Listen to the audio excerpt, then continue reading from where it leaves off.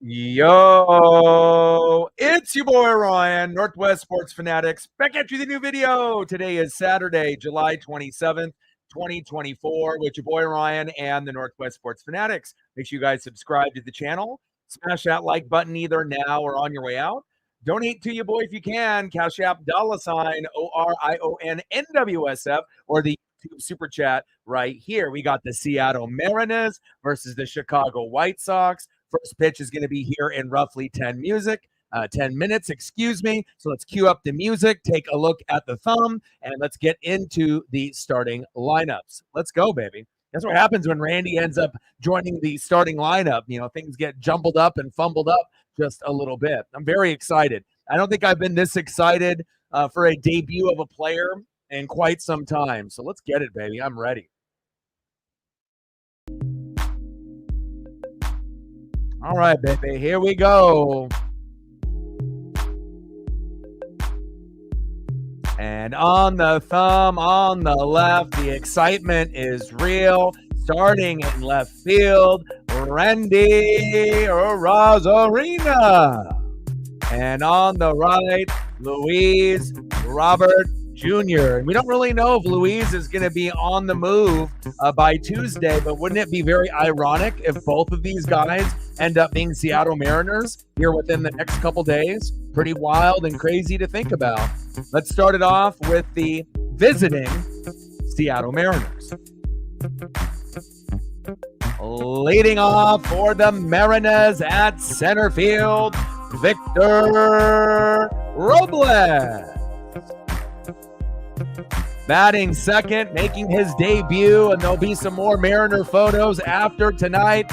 Left fielder from the Tampa Bay Rays, Randy Arozarena. Oh man, I am excited. Let's go. Batting third, catching tonight for the Mariners, big dumper, Cal Raleigh. Batting cleanup, batting fourth, second baseman, Jorge Polanco. Batting fifth, playing right field, Mitch Haniger. And this is probably one of the, weak links on the team. I would say him and Demo, but Haniger has been kind of decent as of late. Hit a home run just like Demo did yesterday. So it will be exciting to be able to get guys rotated over once JP and Julio come back and they get added to this roster. But let's see if Mitch can do something here tonight. Batting sixth, DHing for the Mariners. I think we found our everyday DH over Mitch Garver, Jason Vossler. Let's go, Voss. He's only been in the big leagues a couple days from the Tacoma Rainiers, but he has been money, money, money. Let's go, Voss. Batting seventh, our new first baseman for Ty France, Tyler Locklear. Batting eighth and playing third base for the Mariners, Hollywood, Josh Rojas. And batting ninth, playing shortstop for Seattle, it's Demo, Dylan Moore.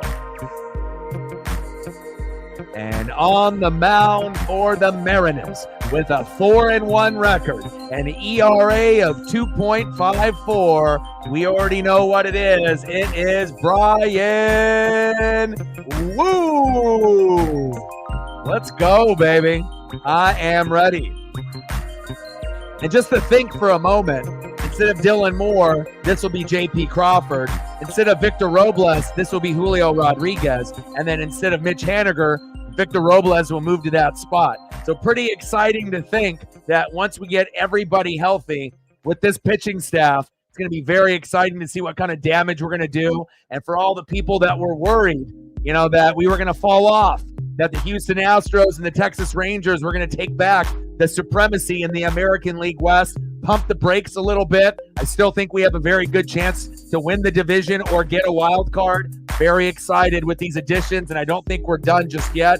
It's very possible we add one more bat and one more bullpen piece, and if we do that, Watch out, American League. You know, we've seen the Yankees kind of stumble as of late. The Orioles stumble as of late. You know, we already know that the Yankees, Orioles, and Guardians are the three best in the American League. But never for a shadow of a doubt count out the Seattle Mariners, the Minnesota Twins, and the Kansas City Royals. We might be the bottom three in the American League. But again, if the Guardians, Yankees, or Orioles fuck up in any kind of way, right, or they have injuries, you know, it wouldn't be shocking to see the Twins, Royals, or Mariners capitalize on their fate. Now let's get in to the starting lineups for the Chicago White Sox.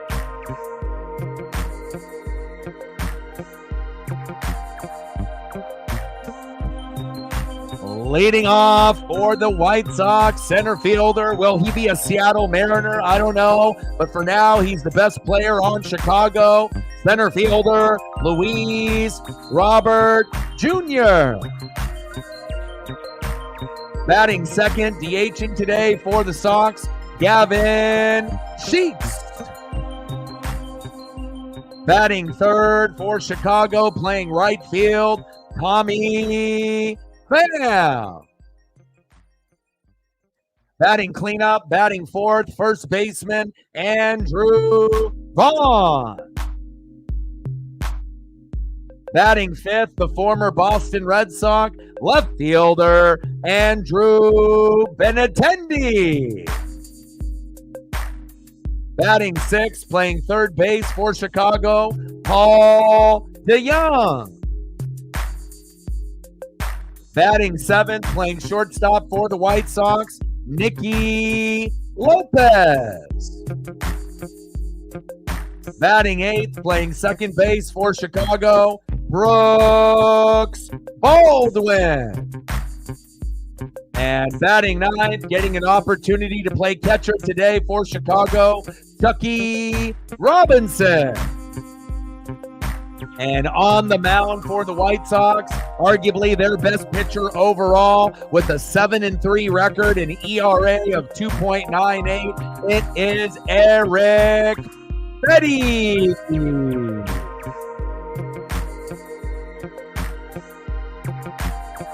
And like I mentioned multiple times on the stream, make sure you guys are taking care of your mental health.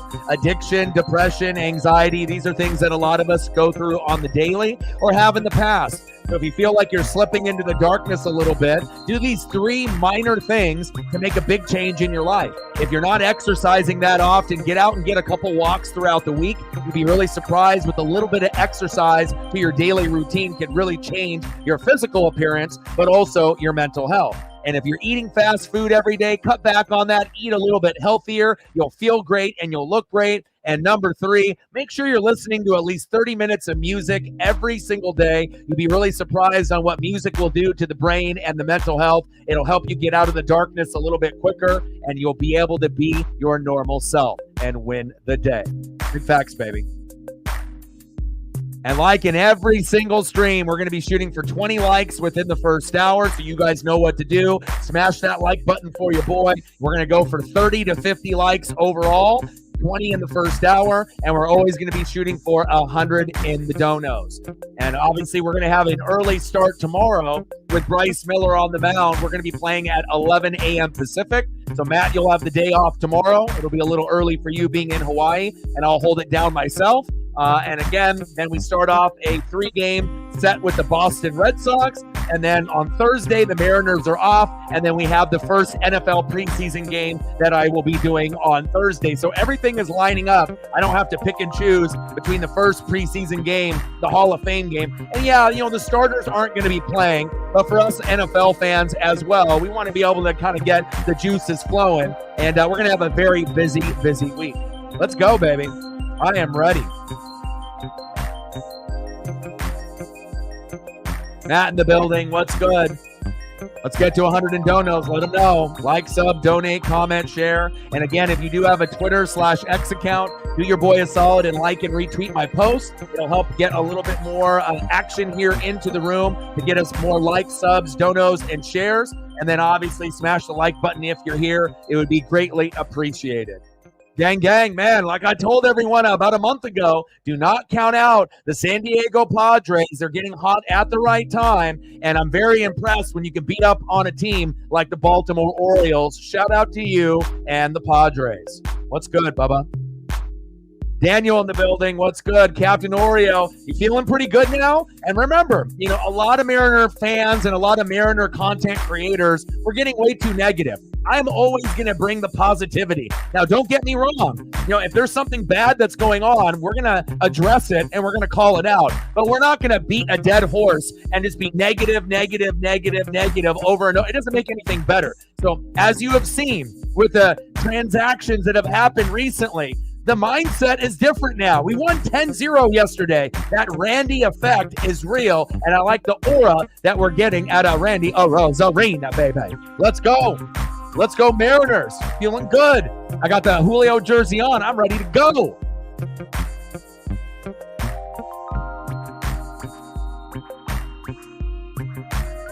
Go, baby. DX in the building. What's good, brother? How are you? Sarah in the building. What's good?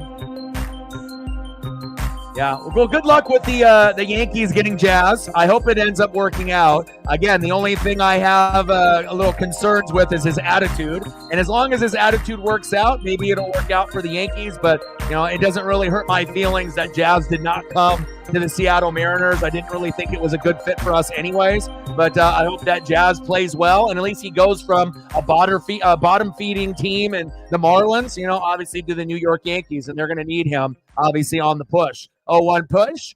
Ooh, baby. Foul back. Victor Robles behind in the count. 0-2. Let's go, baby.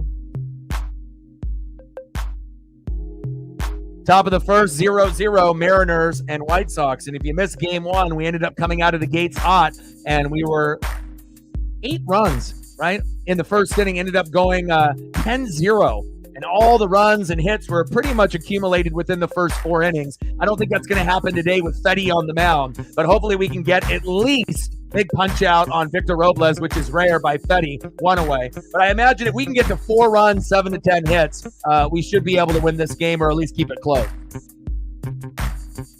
Again, Jazz can play multiple positions, but again, I don't really like selfish players, And here we go, the debut of our guy, someone we can be proud of, left fielder Randy Arozarena, baby. This is a much better fit for the Mariners than Jazz, if I had to choose one or the other. Let's go, Randy. Let's go, baby. Oh, we're ecstatic, man. You could argue that we got the biggest name out of all free agents so far, out of anybody that's been signed to a new team. Now, Luis Robert Jr. and Vladdy haven't been signed by anybody yet or traded, so we're going to have to wait and see. But for the time being, we have won the trade market at the deadline so far. Randy fouls that one back. 1-2 count. Yeah, and again, Randy started off slow in April and May, but, who doesn't? Everyone usually starts off a little slow and then picks it up, obviously, in July, August, and September. Not everyone is going to be great from April all the way to October. Usually it takes, a few weeks or even a few months to kind of gain your rhythm and to gain your bearings, especially when you play baseball for 162 games. That one chop foul, 2-2 count. Stormbum in the building, what's good? Mike in the building, what's good? Jacob in the building, what's good? 2-2 pitch. Good eye by Randy. 3-2 count is full. 3 balls and 2 strikes. But again, if I had a choice out of any player, to be able to bring over, Randy would definitely be towards the top of the list, just like Luis Robert Jr. and Vladdy. But again, that's strike 3 looking. Nice job by Fetty right out of the gates. Victor Robles with a strikeout, Randy with a strikeout. That's rare. And again, we'll get more Mariner photos of Randy after this game, but we'll use a WBC one now instead of a Tampa Bay Rays. Next up, catcher, big dumper, Cal Raleigh. And again, we are going against their best pitcher. They're 7-3, 2.98 ERA. So you got to think, he literally has 25% of the total wins for the White Sox. The White Sox are 27-79, which is crazy. And he's got 7 out of the 27 wins. So again, it's going to be tough. Cal Raleigh loops it up into right field. And that is a very easy 1, 2, 3 inning. But don't be worried, Mariner fans. We ended up getting 10 runs right yesterday. 10-0. This one is going to be a battle, and we might not get a whole lot of production within the first 6 innings. But again, the magic number will be 4 runs, 7 to 10 hits. We end up hitting that number. We will be Gucci, and we will be good to go. Now on the mound for the Mariners with a 4-1 record, an ERA of 2.54. It is Brian. Woo! Let's go, baby. Let's get it done.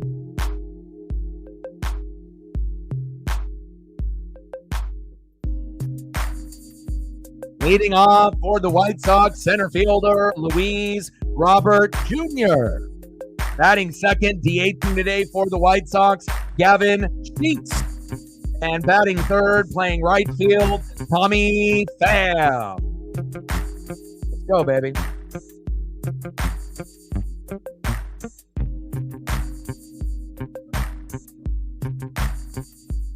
Reese Beast in the building. What's good? Sydney in the building. What's good? Steven in the building. What's good? How are you guys? Megan starting off the dono train as she usually does, going the extra mile. I appreciate you. Let's get the dono train started. Stacks on stacks, racks on racks, a little cactus jack, bang, bang. Let me know what you want out of your silver foxes, and I got you. We're at 2080 to go. Appreciate you. Let's get it, baby.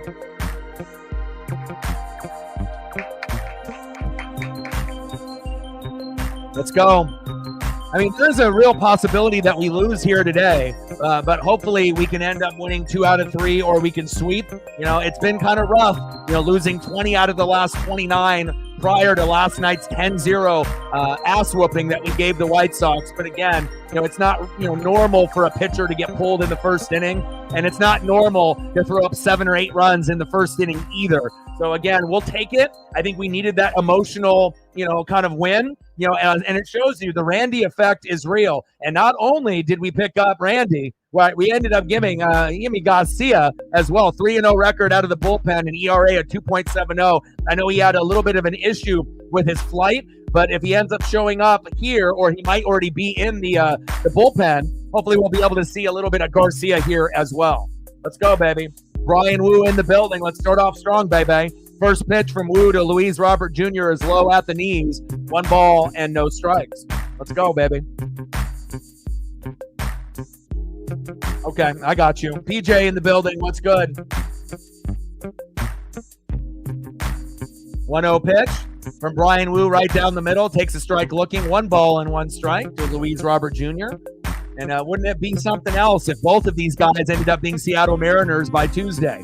That'd be crazy. I mean, the lineup is already looking really sexy now. We just need to, get Haniger to the bench, right? Demo to the bench. And then if we end up having Victor Robles, Randy Arozarena, Cal Raleigh, Jorge Polanco, Jason Bossler, Tyler Locklear, Josh Rojas, Julio Rodriguez, and JP Crawford. Goddamn. That's pretty fucking fire lineup. And, and we don't even know if we're going to add another bat or another bullpen guy. Big swing and a miss, and there goes Luis Robert Jr. But, even if we don't make any more moves, the team's vibe has already increased tenfold by adding Randy and obviously Garcia, but, primarily Randy. Anytime you can end up adding a guy that's kind of like a Teoscar Hernandez, a guy that can be an impact guy defensively and offensively, every Mariner fan is smiling big like Randy right here. Big facts. Next up for the White Sox, in the 2-hole, Gavin Sheets. 223 average, 7 homers, and 30 ribbies for Gavin here in 2024. But again, I haven't been this excited, for a transaction in a minute. And again, he's a guy that is well-liked, had a little bit of a run in the WBC, the World Baseball Classic. He's been the Rays' best player for quite a while and one of the fan favorites too. So I'm ready for the good vibes to transition from Tampa Bay here to the Pacific Northwest in Seattle. 1-1 pitch from Wu to Sheets. Chops that one into play with a little dribbler. And there we go. Tyler Locklear doing business, 2 away. Next up for the White Sox, right fielder Tommy Pham. But the lineup is going to look very sexy. Like I said, you get Demo out of there, JP Crawford in 4 to 6 weeks, and then you move Victor Robles to right field, Arozarena, Julio, and Robles in the outfield. Get the fuck out of here. And Robles has been hot as of late. Used to be a player that was decent and pretty good 4 or 5 years ago, but we got him for pretty much a bag of Doritos. And, for him to be able to play as consistent as he has, he's been the most reliable hitter for the Mariners in the last couple weeks. So I'm very excited about where we might be able to go. And, depending on our health and how hot we can get, it is possible the Mariners could make the ALDS, ALCS, and make a run at the World Series. Not saying that we're going to get there this year, but again, you got the Orioles, you got the Yankees, you got the Guardians, the Mariners, the Twins, and the Royals. We are one of the best 6 teams in the American League, so we do have a chance. 0-2 pitch from Wu to Pham. That one popped up. Should be a routine play to Victor Robles in center field as he gains his bearings. There we go. Good inning there for Brian Wu. Nice job. Like, sub, donate, comment, share. Help your boy out. Let's get some photos up here for Megan.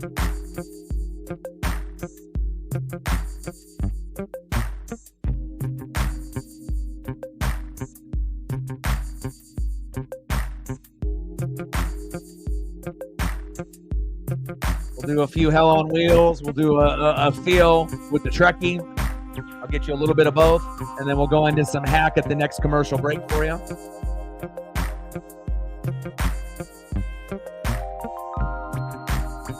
I appreciate you. Boys got to work fast.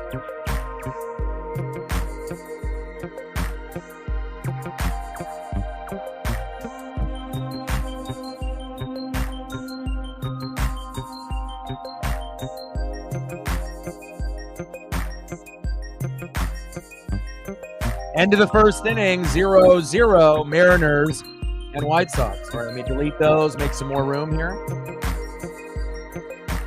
Hope everyone is having a fantastic Saturday.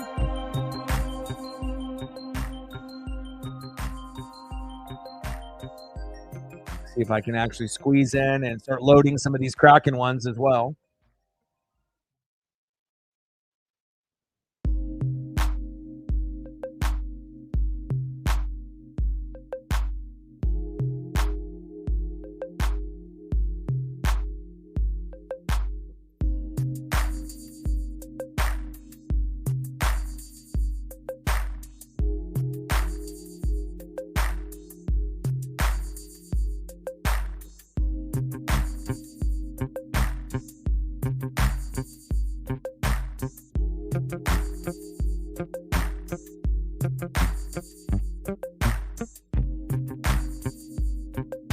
All right, let's see if we can squeeze these in. Looks like I got them loaded. There we go. Next up for the Mariners here in the top of the second baseman, Jorge Polanco. Let's go, Polo. You've definitely turned it around. Not 100% turned it around, but you've been much better as of late. And, you haven't been getting the boos from the Mariner fans. You just need to be a good hitter. We don't expect you to get home runs all the time, but, that 201 batting average needs to go up. The homers and ribbies need to go up, and you need to be a good defender. Polanco popped up. Should be a routine play for the White Sox there, 1 away. And we ended up getting a nice homer yesterday, so we'll take it. 4 home runs for the Seattle Mariners yesterday, which was definitely unconventional. Next up, right fielder, Mitch Haniger. Let's go, Mitch.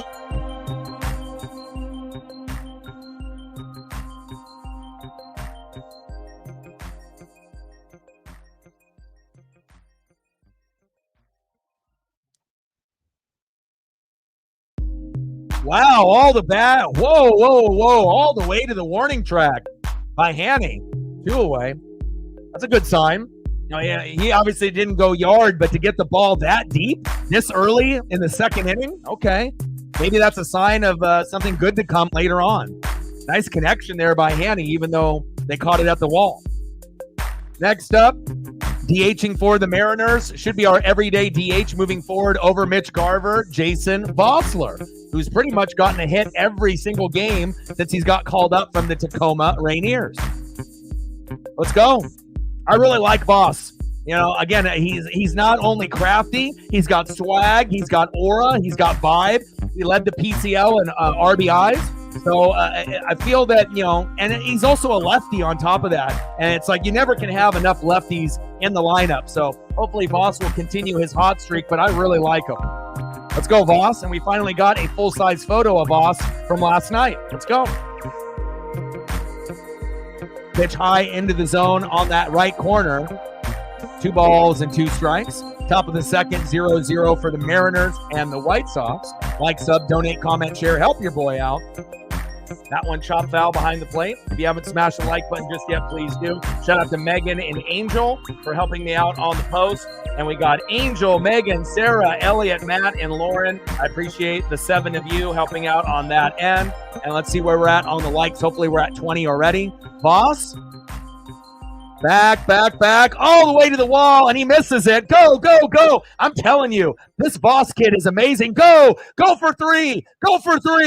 Stand-up triple by Jason Vossler. And I feel I'm a pretty good evaluator of talent. You know, there's going to be guys that we're hoping that can get the job done, like Ryan Bliss. But Jason Vossler has been more consistent than Ryan Bliss, and it's nice to see. He's a lefty. He's got swag. He can get RBIs, and then he gets his first triple in his MLB career, in his very early MLB career. Wow.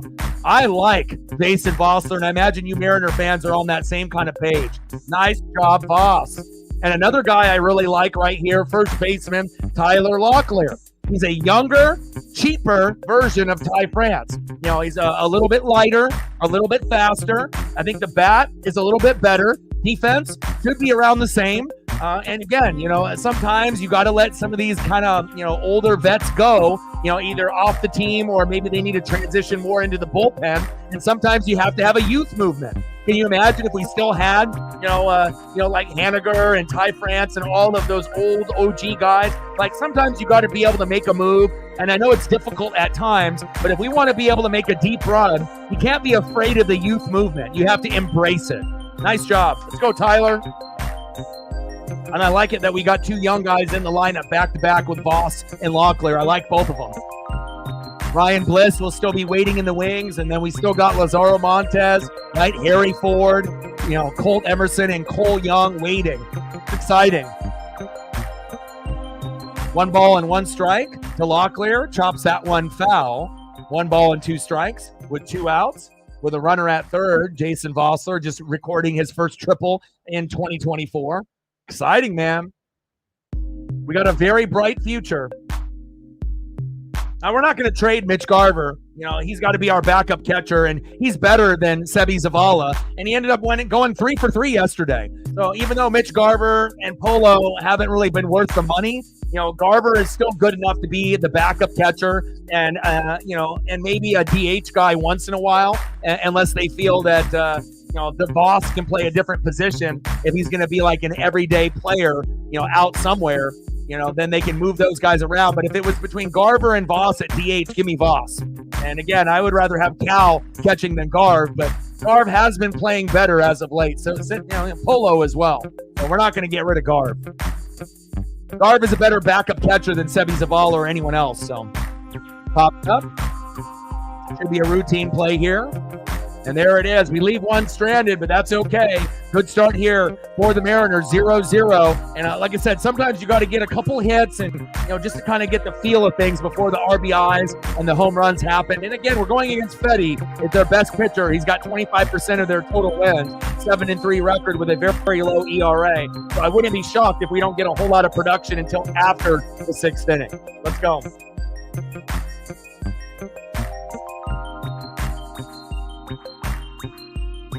I don't know if I'm going to do an NFL season preview stream. We're going to be doing Mariner streams pretty much every day.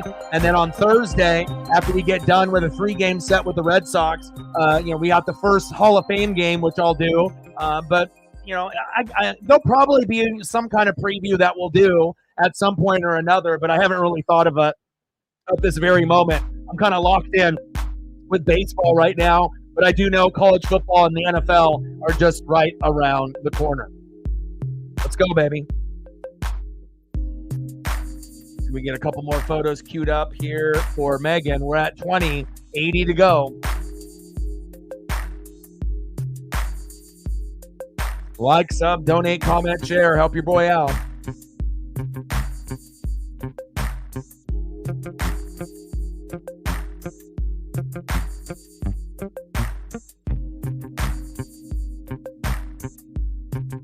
All right, we need 3 more likes to get to 20.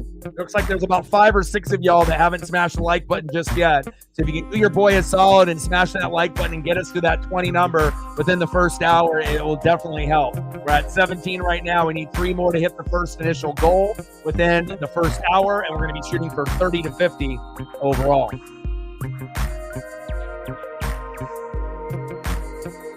Appreciate you. We're at 20, 80 to go. Go to the bottom of the second inning and see who's up for the White Sox.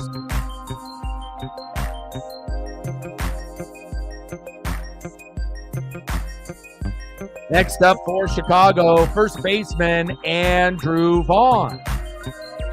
Batting second this inning in the 5-hole, the former Red Sox left fielder Andrew Benintendi. And batting third baseman Paul DeYoung. Let's go, Woo.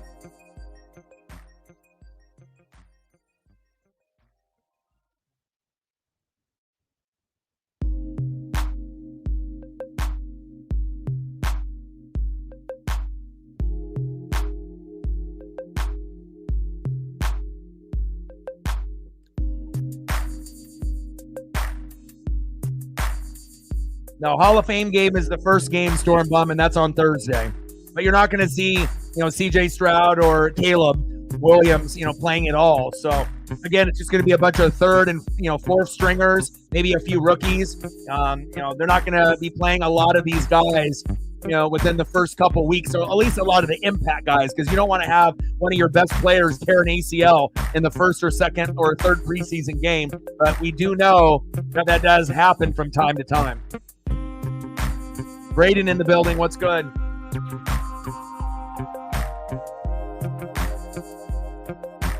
Bottom of the second, 0-0 Mariners and White Sox. 1-2 pitch from Woo to Vaughn.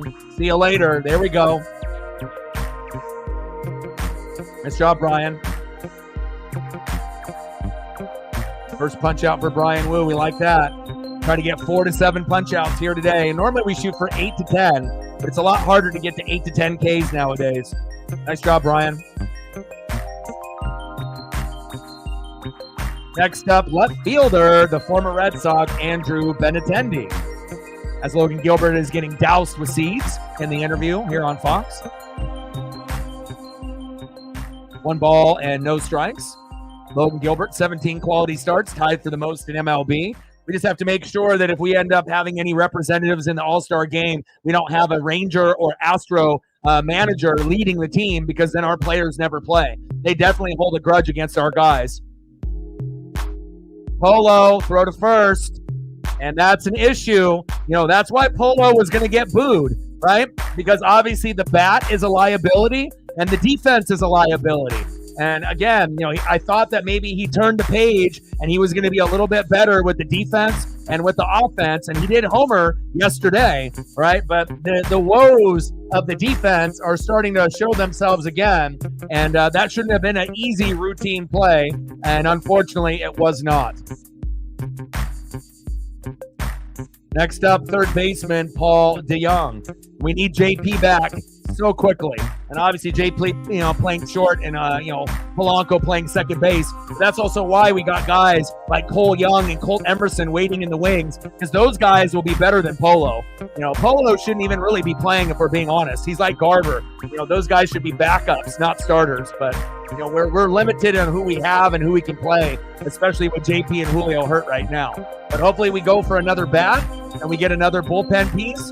And who knows, maybe we end up getting a second baseman.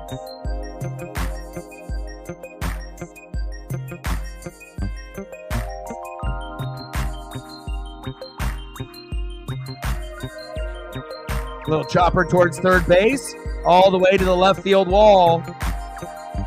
Benintendi running to third base. Runners now at second and third with 1 out. Come on, Woo. White Sox in business. Lauren in the building. What's good? Like, sub, donate, comment, share. Yeah, but JP gives good vibes, and like I said, every single Mariner player has been shitty, so if you want to call out one player or another, it's not like we have any 300 hitters. We don't even have one.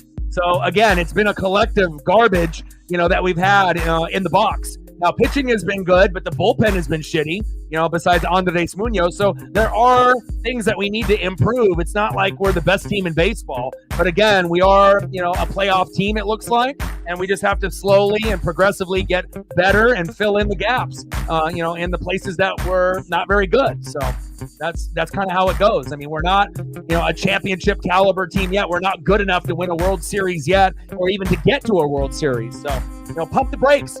No one has been good, for the Mariners in the box, But again, JP is one of those likable guys that he plays good defense, normally pretty good on offense, even though it's been a little bit of a down year. But you could say that for everyone. But I'd rather have JP in the lineup than not. I mean, would you rather have fucking Dylan Moore? Not me. So, it is what it is. And some of y'all, have been Mariner fans for only a short period of time, but for some of us, we've been watching since the 80s. I mean, I've been watching since 1985. Hell, I've been watching longer than some of y'all have even been fucking born in the chat. So, pump the brakes. Again, at some point, we're going to get better, but it's not like we have this powerhouse hitting lineup. Nobody's batting 300. The team is batting 200 and 220, for a team batting average, and that's been pretty much the same case from 2022 and 2023. So all we can do is just pray that we get better and we can have the right aura and the right vibe with guys in the lineup to, turn it around. Bottom of the second, 0-0, runner at second and third. Lopez in the box. Get that, Cal. Pitch is high. 2 balls and 2 strikes to Nicky Lopez.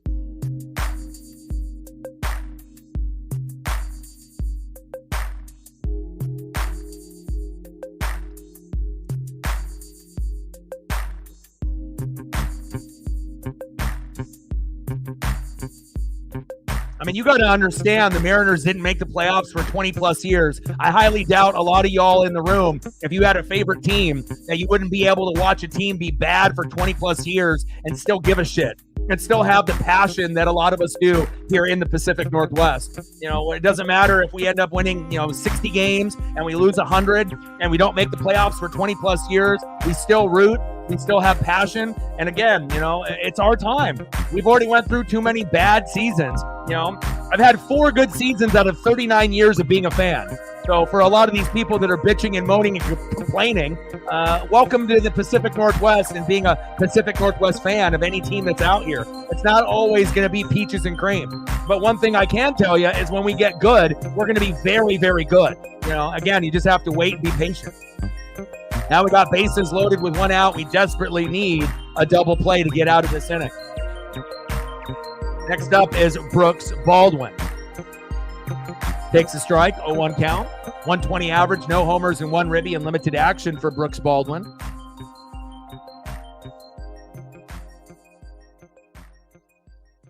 But at least on the, bright side, we've had some of the greatest players to even, wear cleats. Ken Griffey Jr., Randy Johnson, Ichiro, Edgar Martinez. Now we got Big Dumper Cal Raleigh, Julio Rodriguez, Logan Gilbert, George Kirby. So it's kind of nice, we were finally due, and obviously Service and Dipoto got to fucking go. It's not like a lot of Mariner fans are stuck on those guys. We would love to give those fuckers the boot. But again, if we do that, are we actually going to get guys that are better, or are we going to get guys that are worse? So for the time being, we just have to kind of wait it out. Popped up. Randy is there. You're not going to run on Randy. Here we go. 2 away.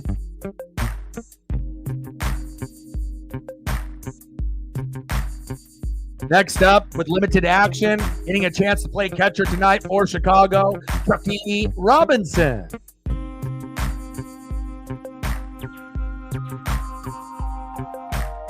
Yeah, and back in the day, Brett Saberhagen, you had the Bo Jackson, you had Tom Gordon, Flash Gordon, you had some guys, George Brett, and then there was a dry spell for quite some time, and then Salvador Perez and company, you guys, ended up going to back-to-back World Series and, lost and then won. But now, obviously, with Bobby Witt Jr. and company, it's exciting. It's cool when a small market team ends up getting good. And instead of just the same Yankees and the same, Dodgers over and over and over again, it's nice to be able to see someone new. It's nice to be able to see superstars, blossom from other small market teams. I know I'm not the only one. Little chopper, Brian Wu, little flip to home, force out, good decision by Brian Wu. And even though we had bases loaded, there we go. Good shit right there. We're at 20, 80 to go, baby. Eric Fetty on the mound doing his thing. 7-3 record, 2.98 ERA, but hopefully we can end up getting a couple hits or a couple runs by the 5th inning, and maybe we can get him out 1 inning early in the 5th instead of the 6th to give us a better chance to get to 4 runs. But that's the magic number here today, Mariner fans and baseball fans. We got to get to 4 runs, 7 to 10 hits, and I highly doubt we're going to get a whole lot against Fetty. Maybe 1 or 2 runs maximum, and maybe 3 hits. And I think the rest will come after the bullpen guys come in. And as you guys know, when you watch baseball, it's 2 separate games. The first 6 innings with the starter is one part of the game. And then when the bullpen guys come in, that's the second part of the game. So again, pitching, can only get you so far. And then obviously the bullpen has to be good enough and the bats have to be good enough to either hang on to the lead or to get the lead at that point. All right, let's see who's up here next for the Seattle Mariners. Next up for the Mariners, third baseman, Hollywood Josh Rojas. Batting second in the 9-hole, shortstop, Demo Dylan Moore. And batting third, center fielder, 0 for 1 with a K, Victor Robles. And last night, Rojas, Moore, and Robles went back to back to back. Will it happen here this afternoon? Hell no, it won't. But again, it was nice to see Rojas, who's been struggling extremely with Luke Raley, have a 3-run blast. It was his first home run on the road in 2024. And then Demo had a solo jack. Robles had a solo jack. So we'll see where it goes. But, things are going to be pretty limited, I think, until we get to the 5th or 6th inning. Because I do the work of 2 people, Jim. How about you? I'm not like everybody else. I got to do play-by-play and I got to do color. Plus, I like symmetry. Top of the third, 0-0 Mariners and White Sox. Next up, Hollywood Josh Rojas. Let's go, baby. Bring that electricity. We need it. Let's go, Hollywood.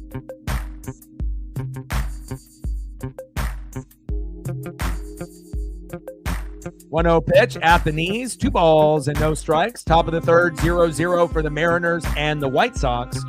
Come on, Hollywood. We need you, baby. You and Luke Raley need to really turn it around for JP and Julio since those guys are hurt. Little dribbler towards first base. Little flip. There we go. 1 away.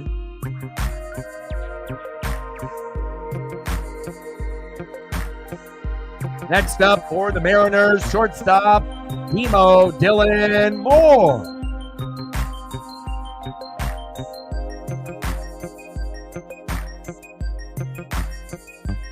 See where we're at on the likes. Have we hit 20 yet? Where are we at? All right, we hit 20. There we go. Next goal will be 30. We got 10 more to get to 30. Now we're at 21. 9 more to go to 30. Let's go, baby. 30 to 50 overall. We can do that. 206 average in 2024 for Demo. And again, he's kind of a backup player, kind of like a Sam Haggerty, kind of a platoon guy that can play many, many positions. Demo can play first, second, third, shortstop, and outfield.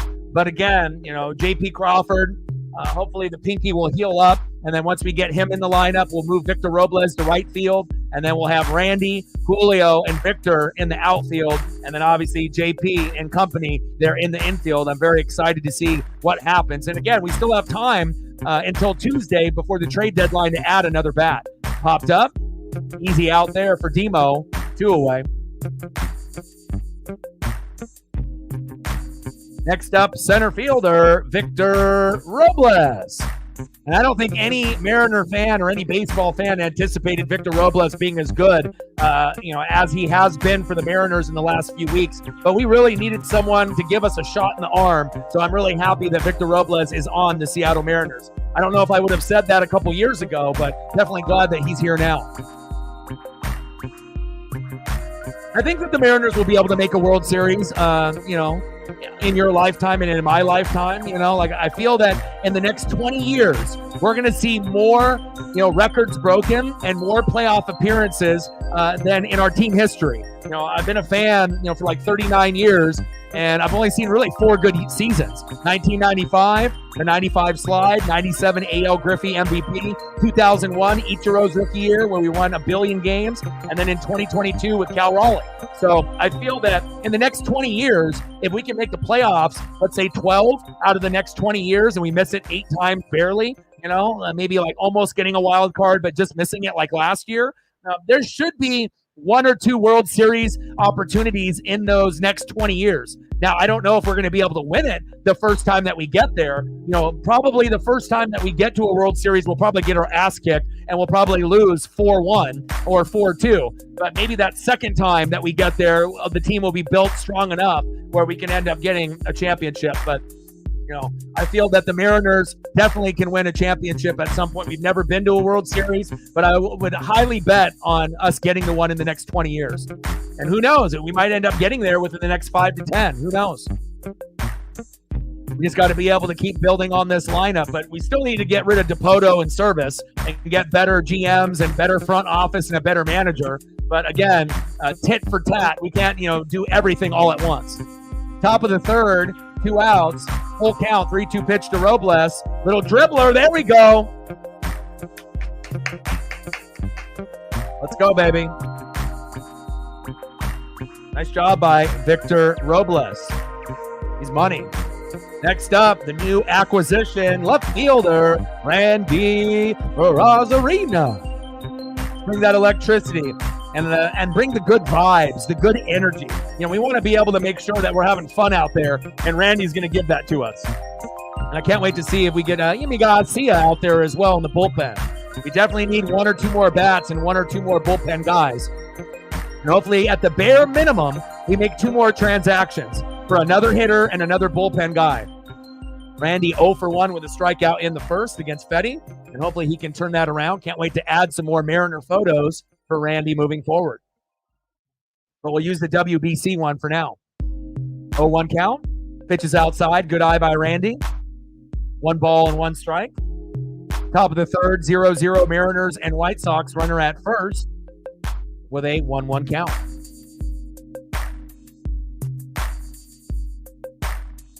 I think it's a combination of Stanton, Dipoto, and Service. For every good move Service makes, he makes 3 bad ones. Wrong pinch hitter, wrong pinch runner, keeping a pitcher in too long or taking him out too early. I just feel that he's only had 1 good year out of like the 8, 9, 10 years he's been here for us, So, and I don't know who we would be able to get. It's not, you got guys like Bochy, Dusty Baker that have had success as of late in our division. Bob Melvin on the A's would be nice if we could steal him away, but I don't know if they think that we're going to be able to get him. But there's not really that many good managers that are really out there, and a lot of them are former players. But a lot of these guys that are managing as former players, sometimes they're on like powerhouse teams like the Dodgers. So it's like, how hard is it really to manage the Dodgers when you have Ohtani and when Mookie Betts is healthy, Freddie Freeman, Teoscar, big swing and a miss, 3-2 count. But for some of the squads, like Philadelphia, the Phillies, and the Dodgers, and the Yankees, like how much really do you have to do? A lot of the work is already being done in front of you by the players. Now, there's still some strategy involved that you have to play out, but when you got guys like fucking Aaron Judge and Soto and Giancarlo Stanton, it makes it a little fucking easier. Little dribbler, run to first, safe. There we go. Jason in the building. What's good? Joe Madden, yeah. But like I said, I only think there's like, to me personally, there's maybe 10 good managers out of the 30. And then there's like a bunch of average ones, that sometimes do a good job and sometimes don't. And then there's probably about 5 or 10 that are just young and they're inexperienced. I don't want to say they're terrible, but if they're like a young manager and they're on a terrible team, it's not all their fault, and it shows you. it's not only about the manager and the team, right? But it's also about the GM and the owner and everyone else that's involved. It's not a one-man ship. You know, it's a group. Nice job by Randy running that out, baby. I like that.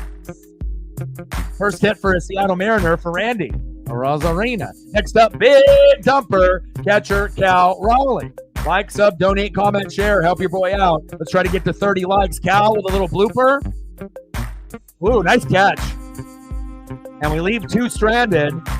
White Sox getting a little lucky there. Let's go to the bottom of the 3rd. Still knotted up here at 0.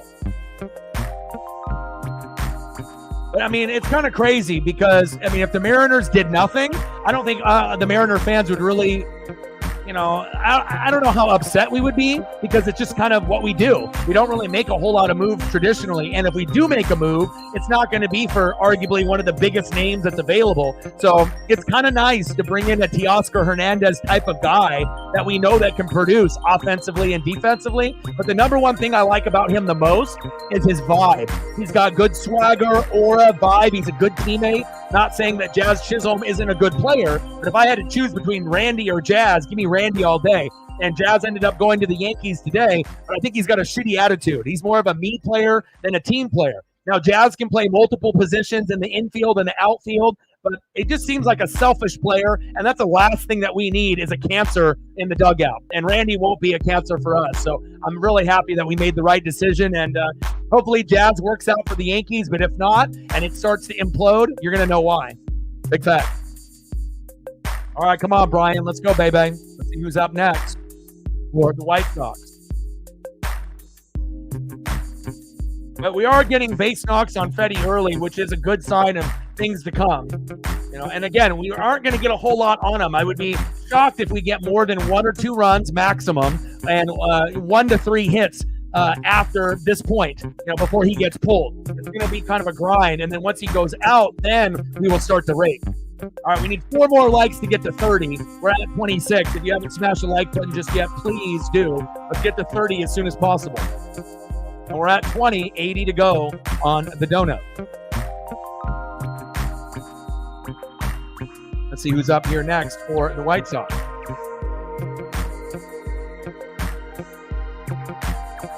Next up for the White Sox, center fielder, 0 for 1 with a K, Luis Robert Jr. Batting second, DHing for Chicago, Gavin Sheets. And batting third, right fielder, Tommy Pham. But it would be really ironic if both of these guys are Seattle Mariners in the next couple days. You know, obviously, I think more Mariner fans would want Vlad than Luis Robert Jr., but both are great. But it's just, I don't know if I want to give up 3 farm system guys that are in the top 50. You know, do we really want to give up 3 top 50 prospects out of all 30 teams? You know, we got like 8 or 9 top 100 players. And do we really want to give up like a Harry Ford and a Lazaro Montes and a Cole Young just for Vladdy? You know, when those 3 guys could be potential starters for the Mariners, you know, next year or the year after, or maybe even some of them getting a chance to play, you know, late this year. You know, it's like it's a question to ponder, and it also depends on the contract and if it's going to be like a rental for Luis Robert Jr. and Vlad for like half of a year or a year and a half, or are they going to be on the team for like 3 years and beyond? You know, and that's kind of the big question you have to ask yourself. Do you really want to give up the future for just a rental? And even if we grabbed Vlad, you know, with Randy, are we good enough with this roster to go all the way? I don't think so.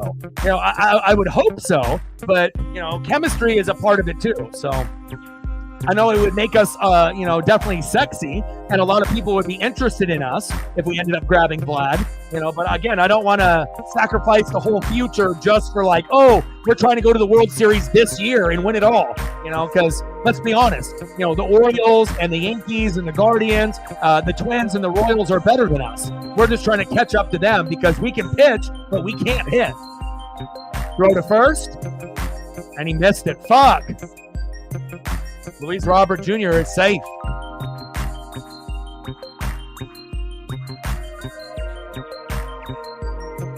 And we've never had a farm system this good. That's why You know, I know a lot of Mariner fans don't really pay attention to single A, high A, double A, triple A like me, you know, but I try to watch highlights. I try to watch everything on socials. Now, do I watch full games of like the Tacoma Rainiers? No, nobody fucking does, right? But I try to keep up with the stat line every day to see how these guys are developing. And I have never, for being a fan, I have never seen so much talent in the farm. The Mariners have never been in the top 2 in the farm ever. Throw to second.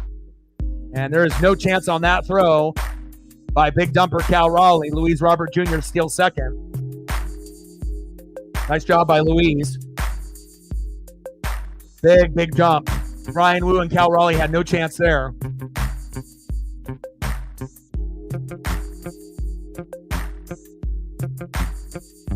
Britt in the building. What's good? Still knotted up at 0. How are you doing today? Did you like that, Chase Elliott?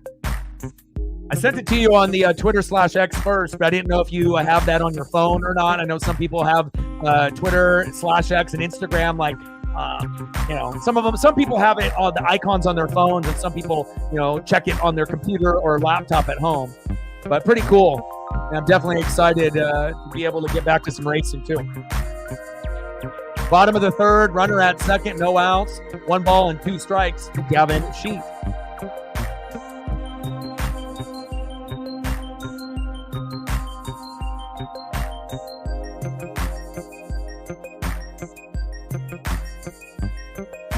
I mean, even if we don't get Vlad, I think we can win the division still. I honestly feel that we can beat out the Astros. We just have to get hot and healthy at the right time.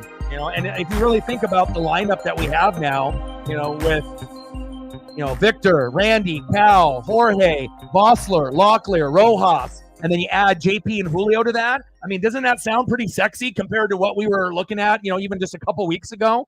Like, we don't really have too many weaknesses in the lineup right now. Right now, the weaknesses are Demo, right, and Haniger. And so once we can figure that out, and replace that for JP and Julio and move some other guys around, maybe call up another guy from AAA, and then we'll be in business. Gavin Sheets with a strikeout. We like that. 1 away. Next up for the White Sox, right fielder Tommy Pham. I like, where things are going. But again, we'll see if we end up trading for a Vlad or a Luis Robert Jr. I don't think Brett Rooker is going to get moved.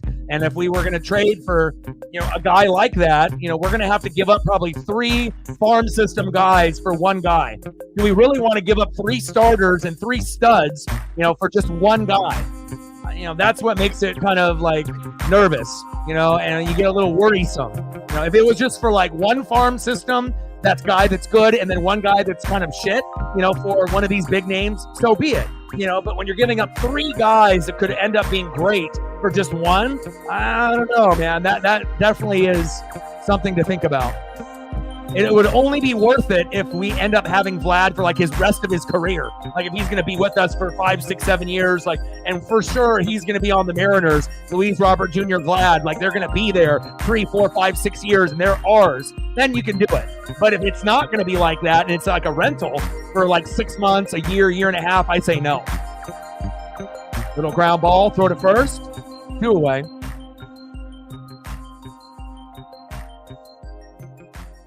Oh, that's tough. Hopefully the doggo is better. What's Doggo's name? I know it's not Doggo. But players up for Doggo. Next up, Andrew Vaughn. Yeah, Paisley's my world, so I've been there. You have to be right by their side and make sure everything is okay. It's always unfortunate if you have a cat or a dog or a puppy or a kitten that gets sick. I feel you. Hope things get better for you. Bottom of the third, 0-0. White Sox and Mariners. Runner at second, Luis Robert Jr. with 2 outs. Next up, Andrew Vaughn.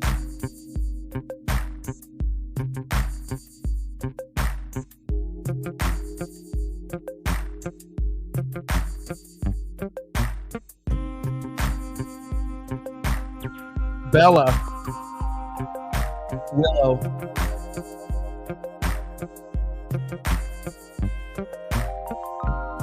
Yeah, I like Willow better too.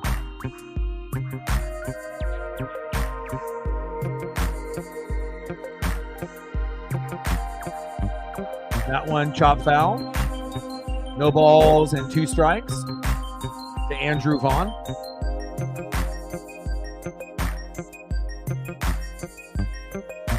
Crochet versus Bryce Miller tomorrow, and I'll be live streaming at 11 a.m.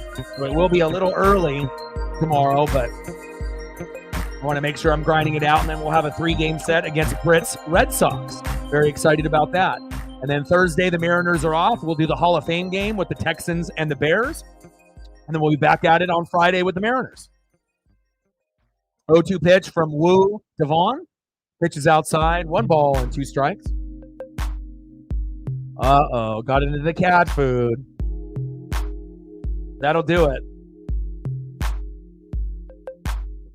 Yeah, I wouldn't expect you, Megan, to be here tomorrow if I'm going to be doing an 11 a.m. stream. I told Matt to take the day off. You know, it's only a 3-hour difference from him, but, you know, it'll be 8 a.m., so I'll hold it down tomorrow. And that's going to be the rubber match, the last match, and then, you know, match up between the White Sox. And then we're going to be going against the Boston Red Sox for a 3-game set. I'll be excited to do that. And hopefully we can hang with Boston. So Britt won't be able to rub it in. I'm ready.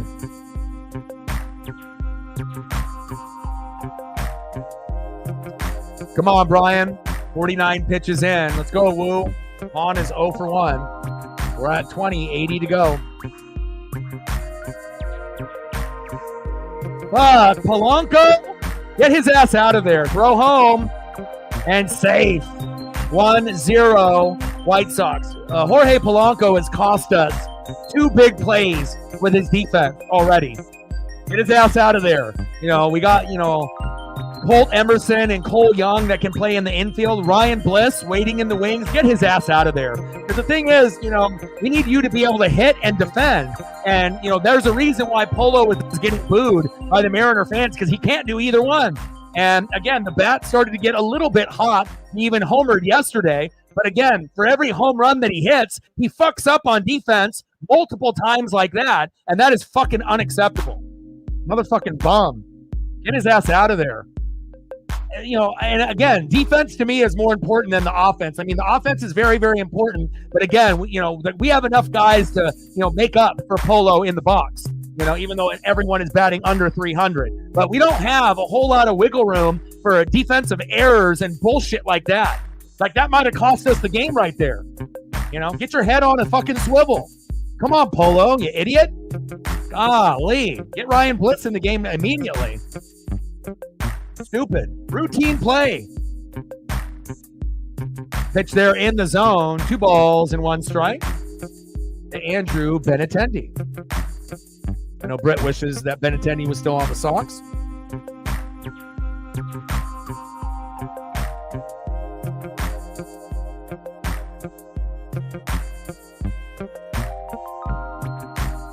I mean, Demo and Haniger, you know, really shouldn't be starting either, you know, for this Mariner team. But obviously with JP and Julio out, we have to, like, rotate guys. Luke Raley, if he wasn't sucking as of late, could be a guy that would be an everyday player. And I like Luke Raley overall. You know, started off hot in May, April and May, not so much in June and July. Kind of has been fading a little bit, but I still like him, you know. But I don't really got a whole lot of patience, you know, with Jorge Polanco. We booed him for about a month. You know, and then he got a little bit better where he had 3 back-to-back games with 2 hits, some quality RBIs. He's been homering on and off here and there, but he's still a big liability on defense, the biggest liability on defense for the Seattle Mariners. And we need a good second baseman, man. Benintendi, back, all the way to the warning track. Robles is there. And that is the end of the 3rd inning. 1-0 White Sox. Nice base running by Luis Robert Jr. there. But I don't think it's going to end up being a 1-0 game, and we're going to lose just based off that play. But that could have been prevented. You know, and I hate when we give up hits and, you know, RBIs and big plays when they could have been prevented. And again, Polo's defense is some shit. He's terrible. Get his ass out of there. But again, Ryan Bliss, you know, has some issues hitting as well. But if I can count on his defense, more than Polo, put him in. If both of them are going to be batting around 200, let's just go with Bliss. He's a more young, exciting player. He can run the bags a little bit better and steal bases better, and they both kind of suck at hitting right now anyways. Polo has no excuse. He's been in the league for a long, long time. Ryan Bliss is brand new, so he'll get better. So there's not going to be anyone booing Ryan Bliss. He just needs experience and playing time. So I don't know, what's going to happen, with Polo, but maybe we trade him away or something. It wouldn't hurt my feelings, to get rid of Polo. That was a dumb decision to bring him over, but again, Seattle Mariners, trying to be able to get a piece from another team where a player was really good for the Minnesota Twins. They come to Seattle, and instead of being a good quality piece, it ends up being a liability. All right, end of the third. Let's go to the top of the fourth, 1-0 White Sox. Let's see who's up here next for Seattle. Let's see if he can make up for that blunder that he had in the previous inning. Oh, we better get one of these. I mentioned this yesterday, and then he ended up going for a home run. You better do something good here, Polo. I better see a home run today or a big RBI or a couple quality hits. You're 0 for 1, second baseman, Jorge Polanco. Probably the only player that I've really disliked on the Mariners in quite a while. Batting second, 0 for 1, right fielder Mitch Haniger. And that's another guy that should be getting his playing time reduced. Not the player that he was years ago. Haniger should be a guy that maybe rotates at DH once in a while with Mitch Garver. But Voss is obviously the everyday guy. You have to come to terms, that if Ty France got released, why is Haniger still on the team? Makes you kind of wonder. And batting third, DHing for the Mariners, a player that I really love, Jason Vossler. And it's not like I hate Haniger, or some of these guys, but you have to be honest, and sometimes a youth movement is good. And again, if you're not able to hit and you're not able to defend, and there's other guys waiting in the wings that are going to be better, give them a shot. Hell, even Ryan Bliss over Hanny I would be okay with. But there's definitely a couple guys in the starting lineup that shouldn't be playing. But again, JP and Julio are hurt, and that's why those two guys are in. So it is what it is.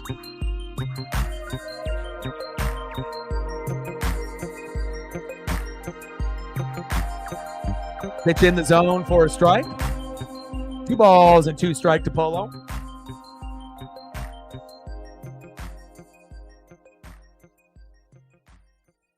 But it took us about 60 games to figure out who our DH was last year with Mike Ford. And we're already over 100 games in. But it shows you there's guys that are in AAA that can play in the big leagues. Not every AAA guy can, but at least we've gotten a chance to see a little bit of a preview of Ryan Bliss. And now we got Locklear and Voss in the starting lineup. And, we got other guys waiting in the wings. And the crazy thing is, like I mentioned before, Lazaro Montes, Gary Ford, Colt Emerson, Cole Young. Those guys can be just as good as Voss and Locklear, probably better. So the future is very bright for Seattle. Come on, Polo. Polo. Back. Come on. What do you know?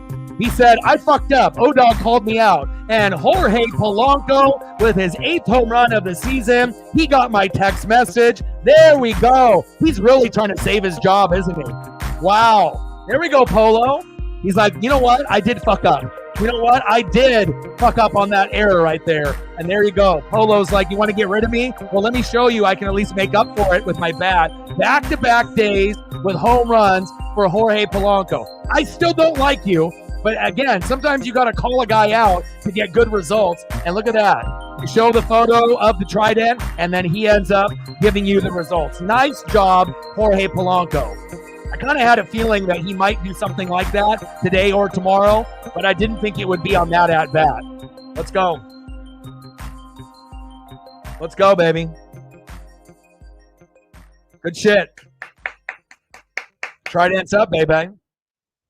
I got a lot of ESP moments, like I said, a lot of times I can kind of just say something or think of something and then it happens. I don't know why it is. I don't know why the sports gods are locked into me, but sometimes you just need to be able to let the sports gods hear what you're thinking or what you're saying out loud. And sometimes you'll get rewarded with great results. 3-0 pitch to Haniger. And that's a walk for Fetty. Fetty is losing his control, baby. I like that. Haniger to first. There we go. But that's exactly what Polo needed to do to save his job. You know, he got a home run yesterday. We flashed the photo of the trident. 5 seconds later, he homered. He's been some dog shit today with that couple of plays, you know, that definitely were routine that he should have gotten taken care of and didn't. And then what does he do? Pressure is on. He knows the trade deadline is Tuesday. He said, guess what? I got to homer as often as I can to save my ass, and I'm really happy that he did. I still don't like him very much. Kind of a love-hate relationship that we have with Polo, but at least he came up big here today to tie the game up. Nice job.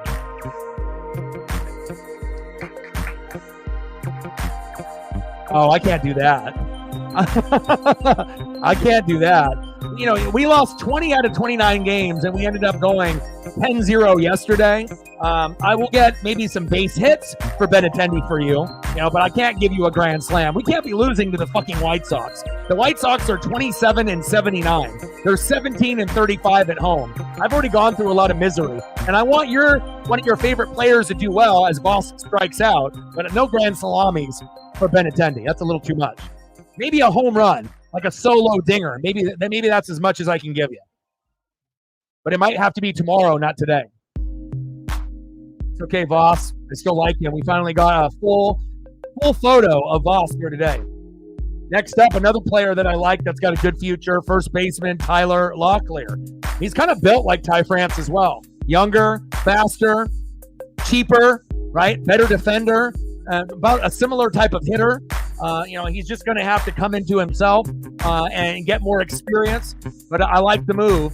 But I was kind of shocked that they did Ty France before Mitch Haniger. But again, just trying to get the extra pieces in the outfield. And it's not like you need, too many other guys to play first base. We already know Luke Raley and Dylan Moore can fill in as emergency first basemen as well. Top of the fourth, 1-1. Polo with a solo shot after that fucked up error that he had in the previous inning. Did he go? And he went around. Fourth strikeout for Fetty. 2 away. And if we end up getting, a few strikeouts out of young guys, so be it. I mean, these guys played AAA for a majority of the year. It's all right. Next up, Hollywood, Josh Rojas, who ended up going for a 3-run blast yesterday, and he was the beginning individual to give us the back-to-back-to-back home runs. First time that we did that since 2022, when it ended up being Julio, Jesse Winker, and Eugenio Suarez were the last 3 players to go back-to-back-to-back. Top of the fourth, runner at first, 1-1, Mariners and White Sox. Nice job, Polo. Just be better at defense. And his bat is okay. It's just that the defensive shit just fucking aggravates me, and it's one thing to have like an error or you fumble the bag and it ends up being a single. But if it ends up being a single when you fumble the bag and it turns into an RBI, that's when I lose my shit. And that's exactly what happened for Luis Robert Jr. to get that 1-0 lead on us. But at least he made up for it in the following inning. Pitch in there for a zone, 1 ball and 2 strikes to Hollywood Josh Rojas. Come on, Hollywood. We need you, baby. Like, sub, donate, comment, share. Let's get to 40 likes. We're at 20 in the donos, 80 to go. We need to get a dono train started, baby. Let's go.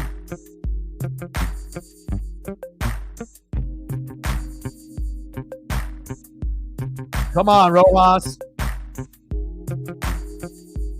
70 pitches on the pitch count for Fetty.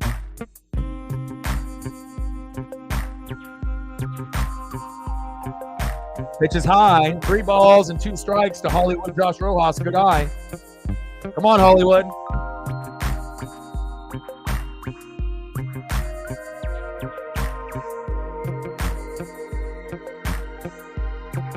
Three-two pitch. And that's a walk. There we go. Good eye by Rojas. Fetty is definitely losing his control, and that's good to see. And we wanted to get Fetty out by the 5th inning. That would be ideal. Next up, shortstop filling in for J.P. Crawford, Dylan Moore.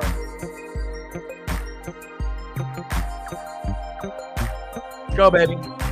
And I think a lot of Mariner fans are going to be shocked at how good our farm system guys are once they come in. Timo? Yeah, baby. There we go, Timo. Haniger comes down. Woo! Yeah. 2-1 Mariners. Fetty. Eat on that, baby. Let's go.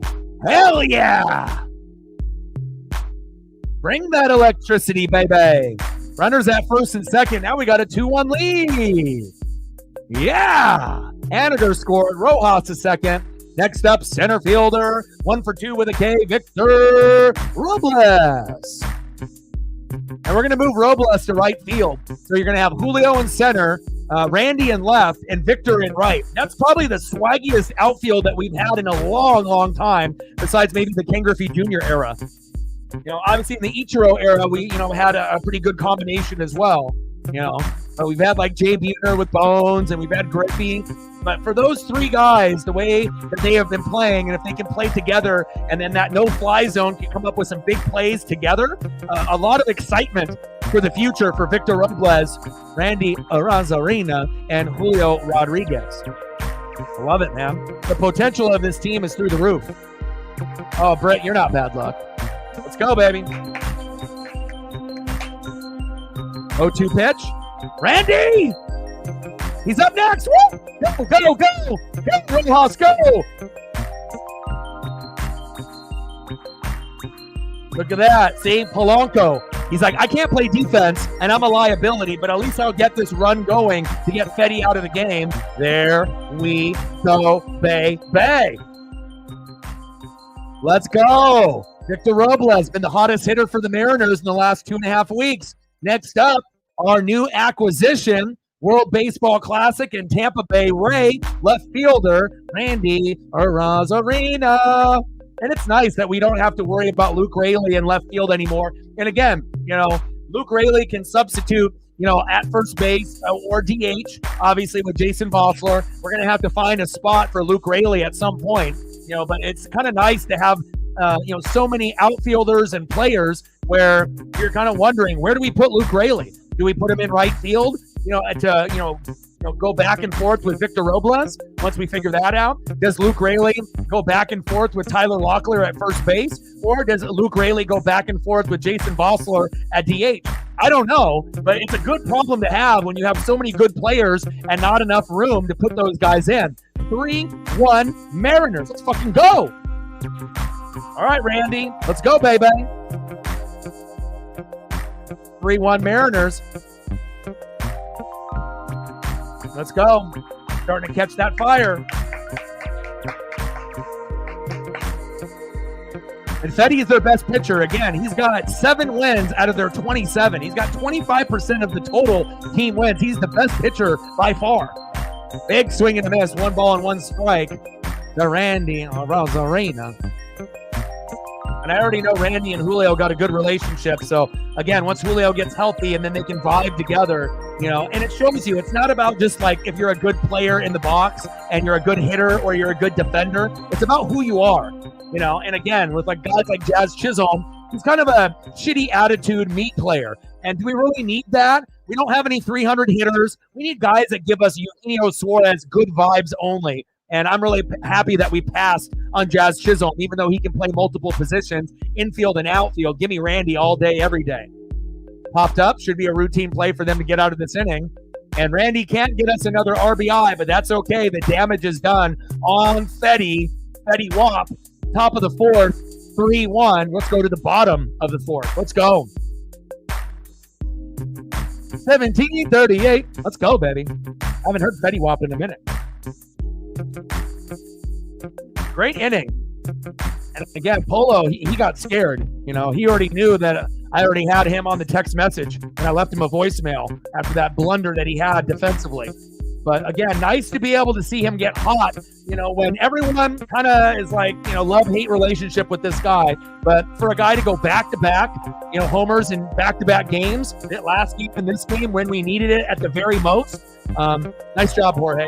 You still suck ass as a defender, but at least you're getting better in the box. At least I'll give you that. All right, let's go to the bottom of the 4th inning. Let's see who's up for the White Sox. And if we keep going like this with the good vibes only, right, we still haven't seen Garcia yet, and we won't get a chance to see him. But if we can keep riding the good waves, we might be able to sweep. I mean, we'll have to see how good Bryce Miller does tomorrow against Crochet. That's going to be a tough matchup. But hopefully Bryce can feed off the good energy And if we can get the brooms out and get the sweep before we play the Boston Red Sox in a 3-game set, we're in business, baby. Let's go.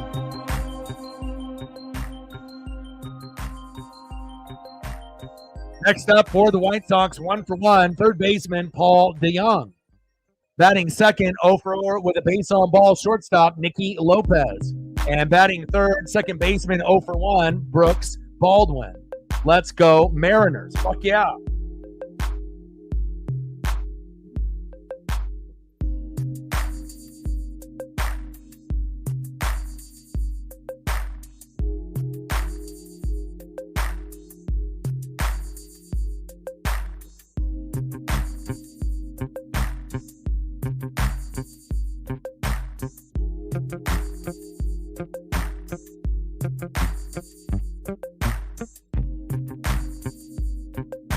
See where we're at on the likes, how close we are to 40. Where are we at? Like, sub, donate, comment, share.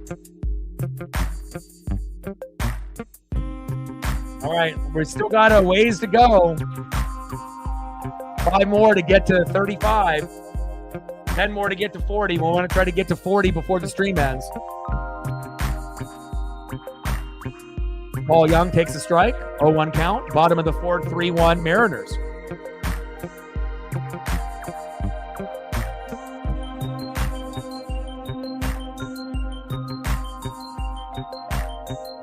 It's nice to be able to see guys at the bottom of the order play well, and again, if you can get good results, from Voss and then Locklear and then Rojas, who's been struggling as of late with Luke Raley, and then Demo, that's a good sign for, things to come for the Seattle Mariners.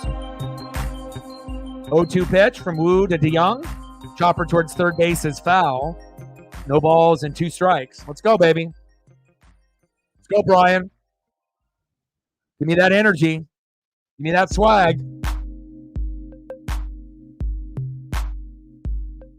80 to go. 10 more likes to get to 40. 0-2 pitch. Pitch is outside. 1 ball and 2 strikes.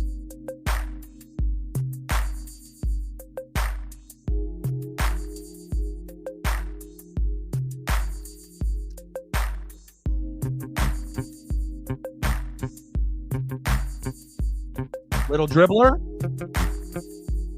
Throw to first, barehanded. 1 away.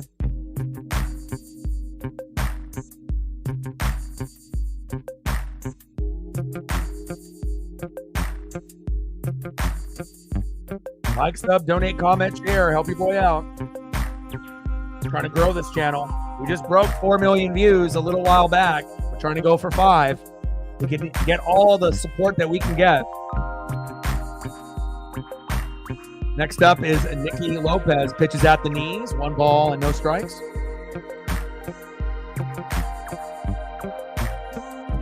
DX with the 20. Appreciate you. We were waiting for someone to help us out on the dono train that Megan started. Let me know what you want to do for photos. If you want F1 or NASCAR, I gotcha. 2 balls and no strikes from Luda Lopez. DX showing that love and support. I appreciate you. Stacks on stacks, racks on racks. Little Cactus Jack, bang, bang. We're at 40. 60 to go to hit the goal. Appreciate you. Dog food is expensive. Paisley is expensive. Internet is expensive. So anything that I can get from anybody to help, continue doing this dream full time would be greatly appreciated. Every dollar counts. 2-1 pitch. That one chopped foul by Nicky Lopez. 2 balls and 2 strikes. Jason understands the drill. $2 holla. Stacks on stacks, racks on racks. A little Cactus Jack. Bang, bang. So can I get a let's go Mariners? You got it, baby. Appreciate you, brother. Let me know what you want to do for photos, and I got you, DX and Jason. Little dribbler. Throw to first. 2 away.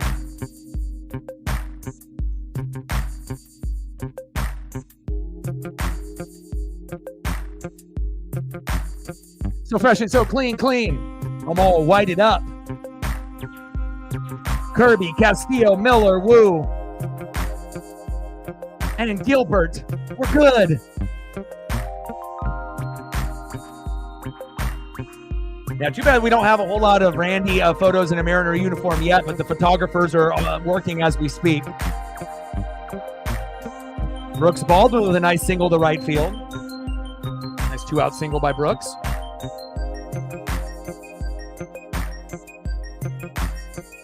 Next up, catcher Chucky Robinson, getting an opportunity to play today, 0 for 1.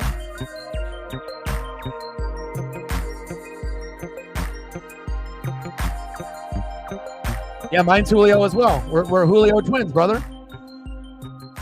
I got another Julio jersey that's autographed, but obviously I'm not going to wear that. I need to get that framed, but I don't have the money for a frame just yet. So, but I was going to go King Griffey Jr., but I thought, I haven't ended up being all icy white just because it's been so hot in the Pacific Northwest. I've been wearing Mariner cutoff tees and whatnot, and so I've been wearing a lot of those. But I figured, okay, if I got to sacrifice and sweat a little bit, but I can be icy with the hat to match the jersey and everything else I got going on. Go Mariners, baby. We're locked in, Jason. Let's go. Bottom of the 4th, 3-1 Mariners. Little wild throw by Cal Raleigh. Nice steal by Baldwin there. Baldwin stole second to get him in scoring position for the Chicago White Sox.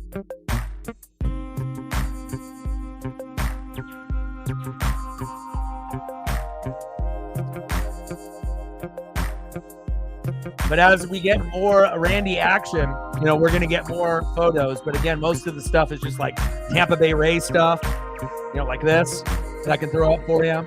And then obviously like WBC photos, like from the World Baseball Classic that I'm using right now. But I'll see if they have anything, newly acquired that I can, put up. But I would assume I'd have to wait until tomorrow before we start to see more Randy photos. But let me check. Popped up. There we go. Locklear is right there. Nice job. Lando Norris, got you.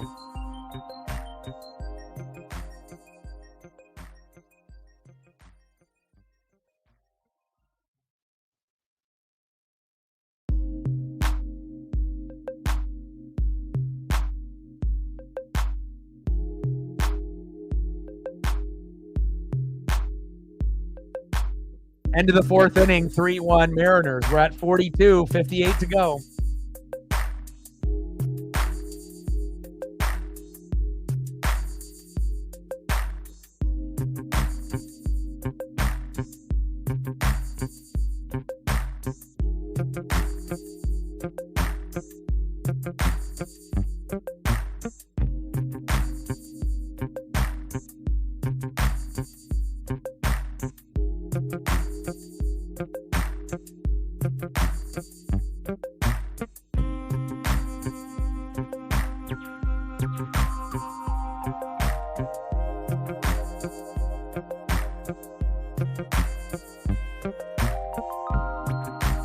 Been in a couple Randys here.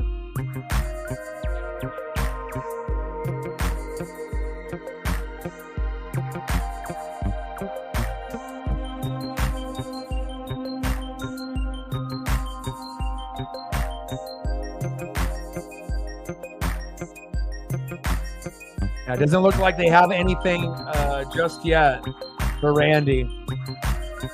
Obviously, a lot of like Photoshopped type of stuff. So obviously, when we get a few more things as it goes along,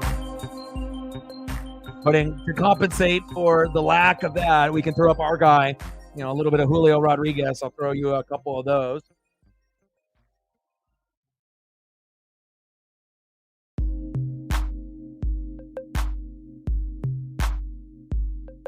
Who else do you want besides Lando, DX? I got you. You want someone else on top of that?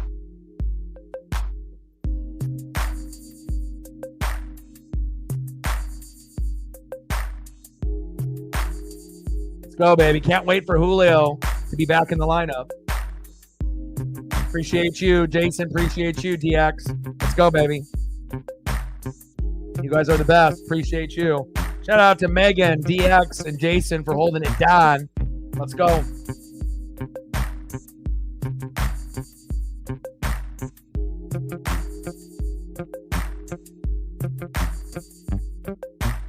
Go Mariners, baby. Fucking love them. You know, again, I don't think we had any expectations for Victor, and he's been the best hitter for the Mariners in the last 2.5 weeks. It's been great. It seems like every game we almost feel that he's going to do something big. Back. Cal Raleigh gone! Woo! Let's go! $20 holla, and then we get a big dumper. Cal Raleigh bomb, baby! 4-1 Mariners! Let's go! Megan and Jason and DX are some good luck, baby! Let's go! Nice job, big dumper. Yes, sir. Yes, sir. High fives. Let's go. Tridents up. That's good for the mental health, baby. Woo! Let's go. Appreciate you, Megan, very much. Let's go. Stacks on stacks, racks on racks, a little cactus jack. Let me know what you want as well, and I got you. We're at 62, 38 to go to hit the goal. Let them know, Elliot. Let them know, baby. There we go. Big dumper, big dumper. Let's go. Hell yeah. Jason's joining the party with Megan. Appreciate you. Every dollar counts. Stacks on stacks, racks on racks, little cactus jack. Bang, bang.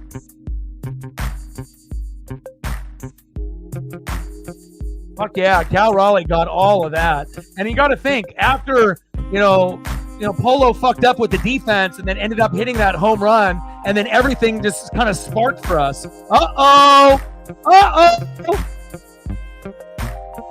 Polo with another home run? Get the fuck out of here. Multi-home run game by Jorge Polanco. He's not getting traded. Wow. Well, I guess if you got to call a guy out for being shitty on defense, the one thing that he can do is be electric on offense. Oh my goodness. Jorge Polanco with his second home run of the game, and everything is starting to happen because of you guys in the chat. You guys started a dono train, and then all of a sudden the Mariners are hitting home run after home run after home run. Good vibes only. Jorge Polanco. My goodness, let's go. We don't have too many guys that have hit multi-home run games. Man, let's go. Are you fucking shitting me? Unbelievable. 5-1 Mariners. The vibes have changed here for Seattle Mariner fans. Believe you me. $3 holla. Captain Oreo says, I need to get on this fucking dono train as well. Stacks on stacks, racks on racks, little cactus jack, Rafael Debes. Bang, bang. Let's go. Appreciate you. We're on our way now. Fuck yeah, 66. We're almost there. 34 to go. Fucking Polo, man. Amazing. My phone is blowing up. I can't even answer all the messages. I got to take care of you guys first. It's okay, Britt. The vibes are great. But again, it's not like the Red Sox lost 20 out of the last 29, and you were in baseball Red Sox hell. It hasn't been that bad, so, and we're going to be able to square up here on Monday, Tuesday, and Wednesday, so. Let's go.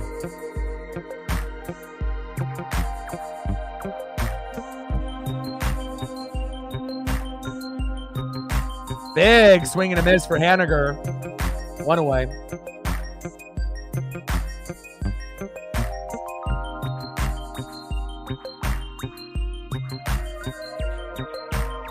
Next up, DHing for the Mariners should be our everyday DHer for the rest of the year, Jason Vossler. Freshly called up from the Tacoma Rainiers, our AAA affiliate, and he's been great. He's got a hit in every game that he's played so far for the Mariners. Consistency is key. We want to have guys like Victor Robles, where it's like you almost think they're going to get a hit, and when they don't, it's shocking. Then the other way around, where you don't think they're going to get a hit, and they're just going to strike out, pop up, or ground out. And that's kind of been the case for a lot of the Mariner players. So it's kind of nice to have a couple guys where we can rely on them, and we almost have a feeling that they should get a hit rather than not. So top of the fifth, 5-1 Mariners.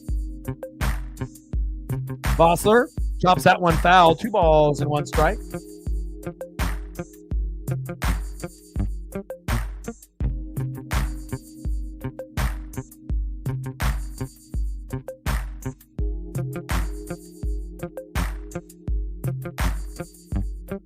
Yeah, Verdugo to the Yankees. Yeah, you guys have lost quite a bit, based on guys that have been there for a couple years. Voss grounds out to first base, 2 away.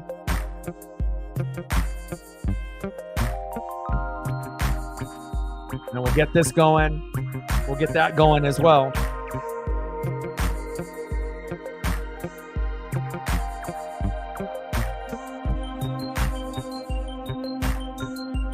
And then Megan and Jason and Captain, let me know what you guys are wanting for photos as well, and I gotcha. I'll have to kind of go one at a time. Do my best to multitask the best that I can. I gotta delete some of these other photos, make some more room.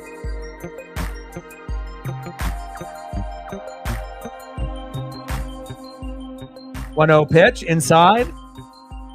1 ball and 1 strike to Tyler Locklear.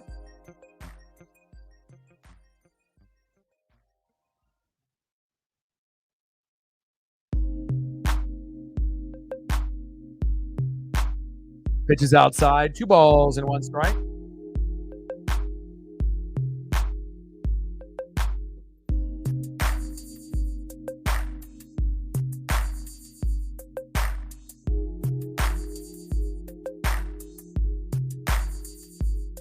Pitches low and inside at the knees, 3 balls and 1 strike to Tyler Locklear.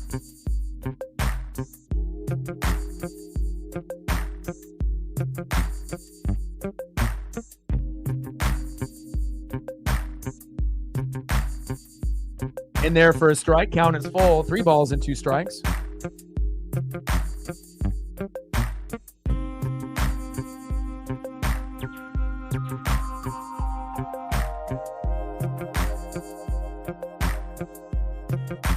Victor Robles, Cal Raleigh, got you. And that is a walk.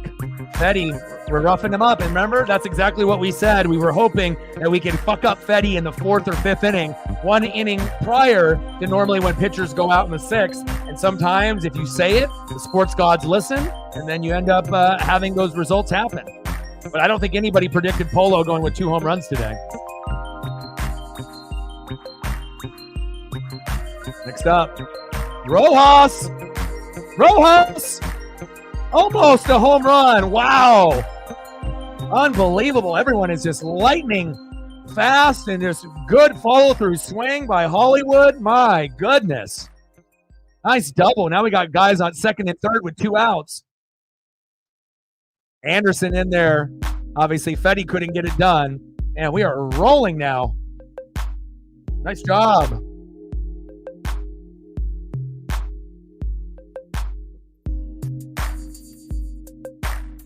Squeeze in a few photos while we got him here.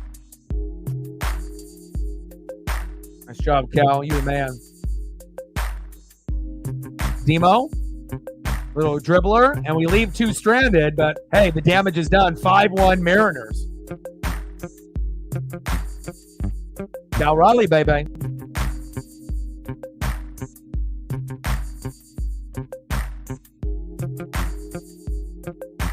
Polo, baby.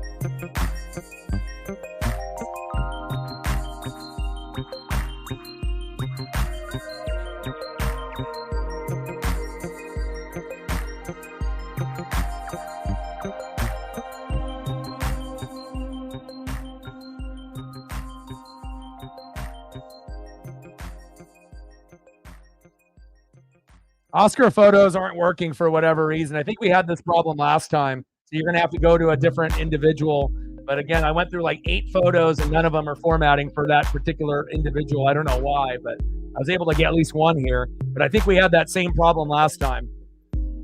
For whatever reason, sometimes when you look up certain individuals or certain photos, that it ends up being a little bit more difficult to format certain ones for whatever reason. I don't know why.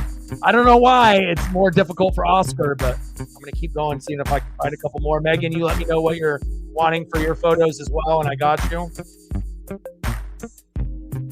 And I'm going to keep grinding here, even though like the first 8 were rejected. But, once you fail, you must try and try again, and then eventually you'll be able to find more.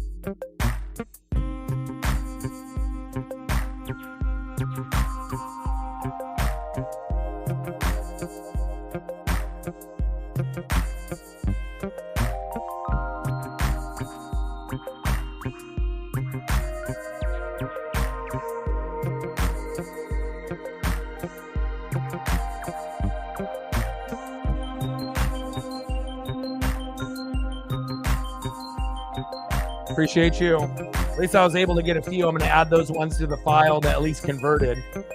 But not a good percentage. I think only like 3 out of 10 formatted, but I guess that happens from time to time. But I still got those ones that at least that did format. All right, bottom of the 5th, 5-1 Mariners.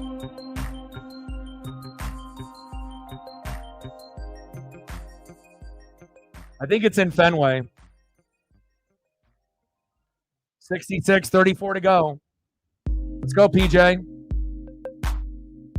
Damn right it is. All right, I got you. Got you. Yeah, a little bit of a road trip.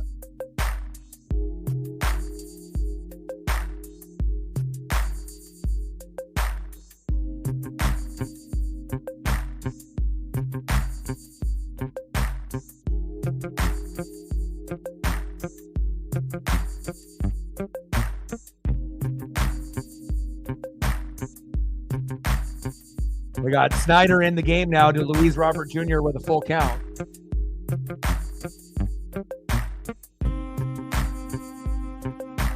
These George ones are formatting much easier. Big swing and a miss. There goes Luis Robert Jr. Bye-bye. Nice job, Snyder. Next up, DHing for the White Sox, Gavin Sheets. Go through these photos one more time, and I got to delete these. Make some more room. Sheets in the box now.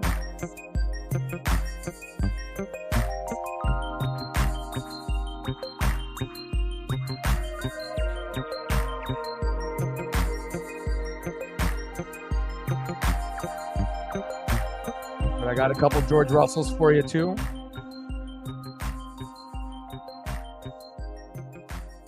One ball and one strike to Gavin Sheets from Snyder.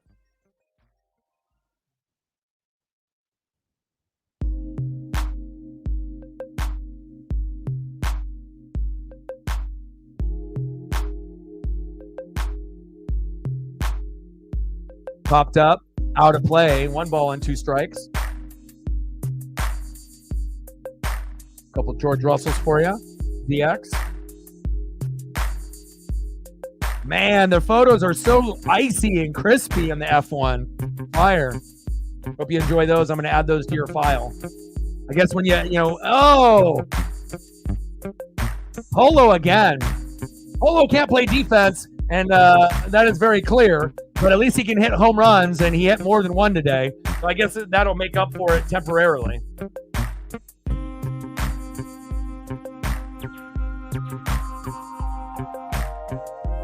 Polo sucks at defense, but 2 homers is good.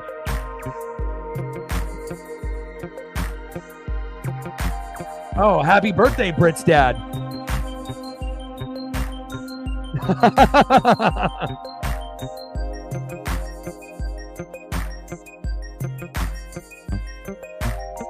Bottom of the 5th, 5-1 Mariners. Runner at first, 1 away. That one chopped foul, finding the count 0-2.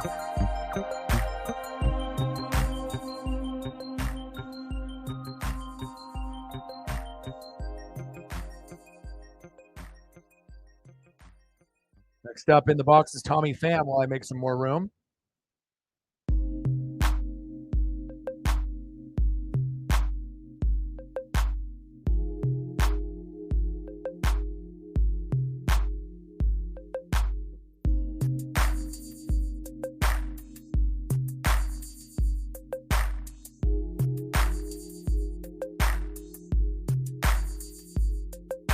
And Robles doesn't have too many photos yet. He's got a couple.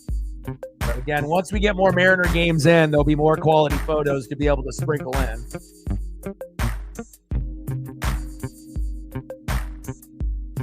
Popped up. Back. Off the wall. Thank God that didn't homer. Sheets is at third. What happens when you go to your bullpen and they're not as good as your starter? See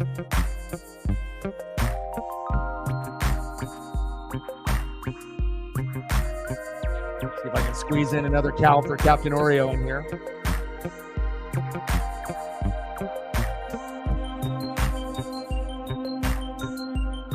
I got a different camera angle of the 2022 home run, a little zoomed in shot. So we got that one, that's the zoomed in shot. And we got another home run blast. And then the one that I typically use that's a little bit farther back. Popped up. And we should leave two stranded there. Nice job by Tyler Locklear. There we go.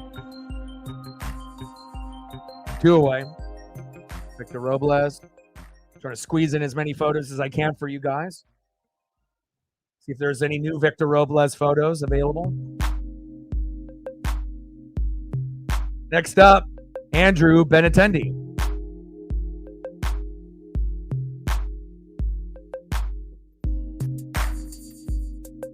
Yeah, those are really the only two quality photos of Robles that are going to fit the screen so far. But as he plays more games, hopefully we'll have more quality photos. And let me put up Benintendi on the screen before Brett wishes for my demise. Before the Red Sox series even starts. We got to make sure we get her favorite player on the screen. Pitch right down the middle for a strike. Behind in the count, 0-2. Bottom of the fifth, 5-1 Mariners. Runners at second and third with 2 outs. Andrew Benintendi, 1 for 2.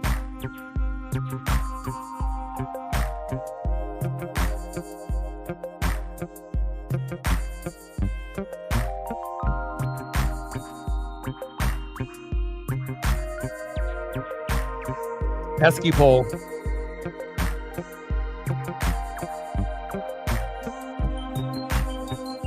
I think I got everyone's photos. I got Megan's are going to be coming up here in the commercial break. We'll get some Seahawk photos up. All right, 0-2 pitch from Snyder to Benintendi. Uh-oh. Benintendi back. Warning track. And caught. Thank God. Sorry, Britt. Leaves runners stranded at second and third. 5-1 Mariners. All right, let's try to get some more photos up here now. I got everyone's photos from Captain Oreo to Jason to DX, and now we got to take care of Megan here.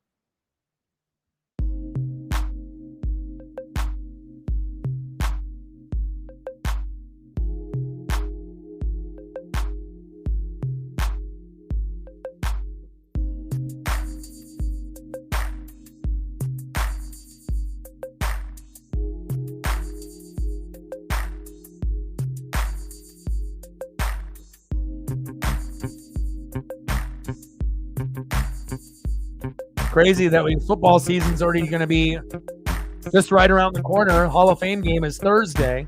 Pretty exciting. I mean, even though it's not going to be like necessarily must-see TV for everyone, but just kind of nice to know that college football and the NFL are right around the corner.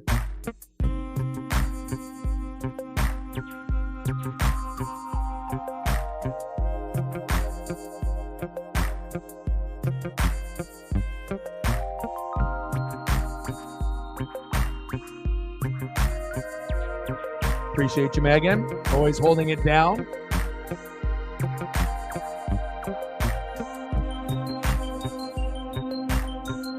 We wouldn't be able to do this channel without Megan's support.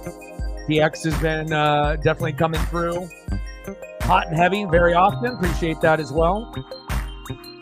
And hopefully we'll get a few more people to follow suit and follow the ways of DX and Megan.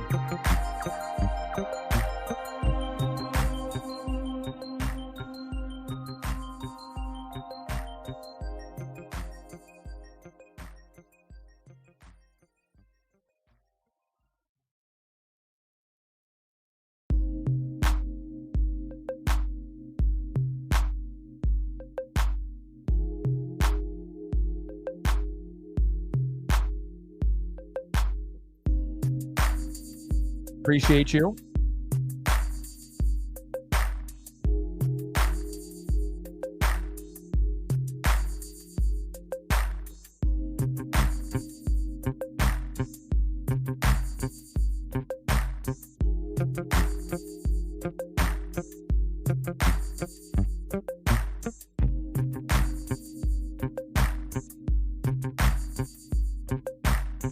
Griffey's in the house.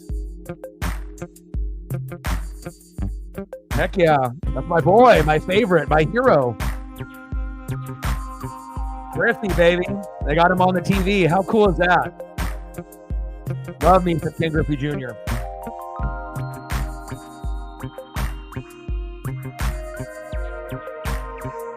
All right, next up, Victor Robles.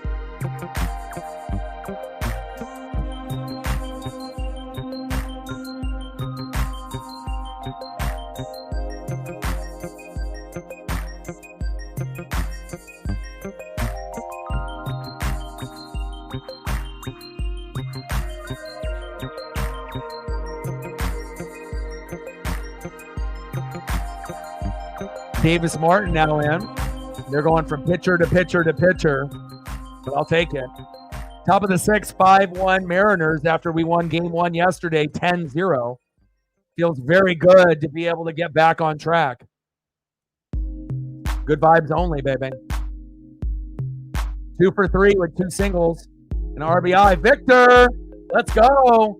Arguably our best hitter, on the Seattle Mariners. And obviously we don't have too many guys that we can rely on, but Victor Robles is definitely one of those guys that's been electric for the last 2 to 3 weeks. Let's go. Nice job, Victor. It's going to be a nasty outfield. Victor Robles, Randy Arozarena, and Julio Rodriguez. Yes, please. Woo! Hot, baby. Next up, our new acquisition, Randy Arozarena. Let's go, Randy. 1 for 3 with a single in the third. Can't wait to see more Mariner photos of him. We're at 66, 34 to go. Dodgers smacking the Astros. My buddies are messaging me right now. Hell yeah. I like that. Smack them around.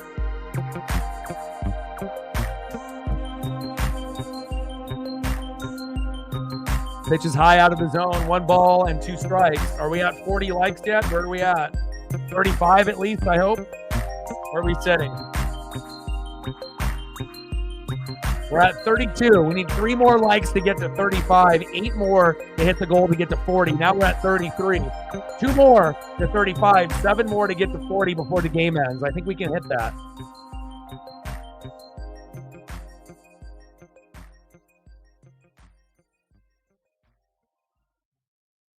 Yeah, Victor Robles, the only player that ended up, getting over 300 this year besides Hollywood Josh Rojas at the beginning of the year. We'll take that. Doesn't get anything going there, but that's all right. Victor Robles batting .310. That's beautiful. It's nice to be able to see guys that actually can be batting a good batting average, right?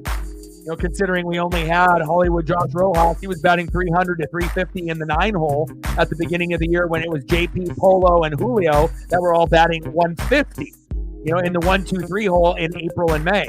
So great to see Victor Robles. What a great acquisition to get him for nothing.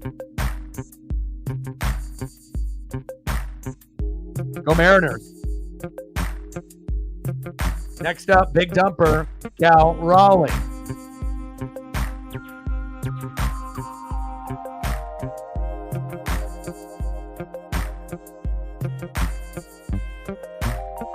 One-0 pitch to big dumper. Should be a easy pop out here, you think, to left field. Had to run it down, 2 away.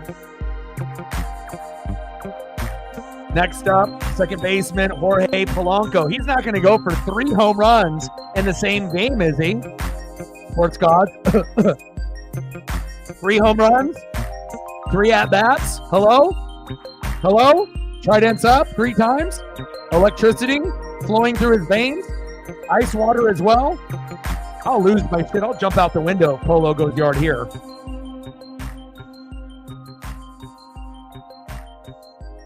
Top of the 6th, 2 outs, runner at first. Jorge Polanco, 2 home runs in this game. He's 2 for 3. There's no way that he hits 3 in one game, does he? 207 average, 9 homers, 2 of them tonight, 23 ribbies. He sucks at defense, and he's been a liability there, but getting 2 home runs has definitely helped us try to win this game. Pitch in there in the zone, 1 ball and 1 strike. Where normally we never hit home runs. Yesterday we hit 4 when we got Randy, and now we're back to hitting home runs on a regular basis. Me likey. Very nice. 1-1 pitch. Polo smokes that one, but it goes foul.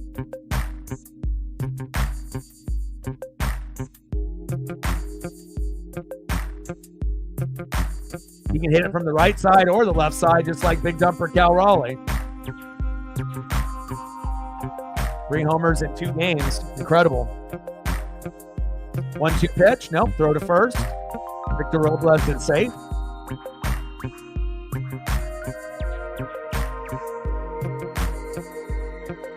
Cal to get to 300, it's going to take some time. I don't think 300 is realistic for Cal. Again, for him to be an all-star, obviously batting 250 to 300 would be key. But there is a lot of strikeouts with Cal, but for everything that he does as a leader and defensively throwing guys out, trying to steal second, there will be a point where he'll be 250 to 300, but I don't think you're going to see Cal Raleigh be a 300 hitter year in and year out. I mean, maybe, but there's a lot of responsibilities that he has on his plate. So, being able to manage all the personalities on the mound, make sure those guys don't get depressed, making sure he's not getting off track with all the loose baseballs and the wild baseballs that come in so we don't get runners to advance, but he's good enough, to get it to 250, 300, but it may take some time. It may take a couple years before we see that. But let's go to the bottom of the 6th, 5-1 Seattle.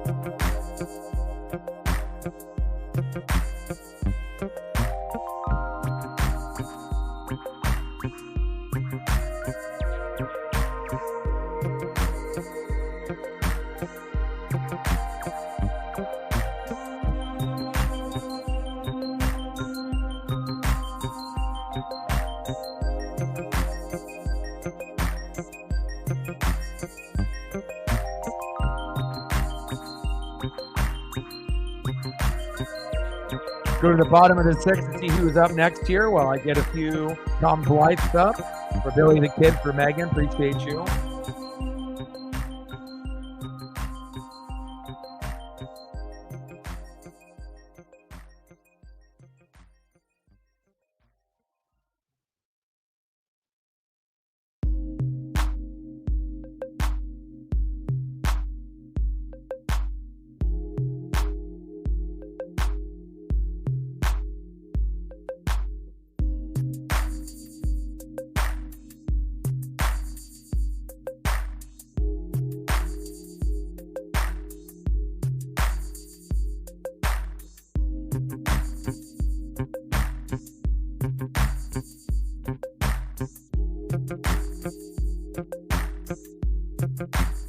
Appreciate you.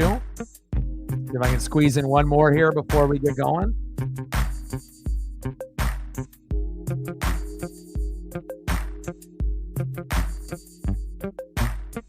Next up is Paul DeYoung. Takes a strike, 0-1 count. Appreciate you.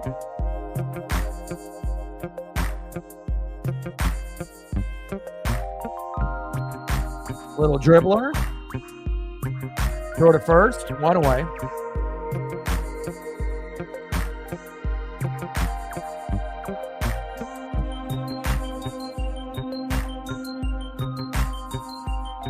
Now I got to make some more room. Next up is shortstop Nicky Lopez.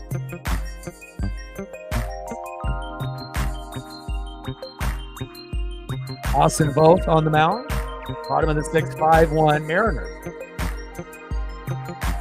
And my best friend Justin is in Newport at the coast, on the Oregon coast at the beach, celebrating his sister's birthday. And luckily they have a TV connected to Fox there to be able to watch this game, which is awesome. Pitch is high, 2 balls and no strikes. Eric in the building, what's good?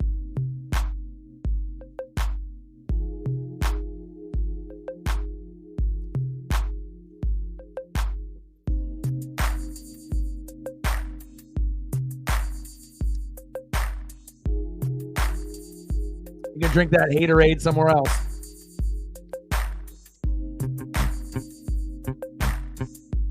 Hater's gonna hate. Pitch is called off. Time is called. Yeah, it's nice, right? After going on that, hot streak at the beginning of the year where every Mariner fan was super excited when we were in first place, 10-game lead over the Astros, big lead on the Rangers. Then we end up losing 20 out of 29, and everyone started freaking out. But again, it's a long season. It's 162 games. And again, I have to be that person that tries to be able to bring everybody in, into the huddle and understand that things are going to be okay. You just have to have faith, and we ended up, going through the storm.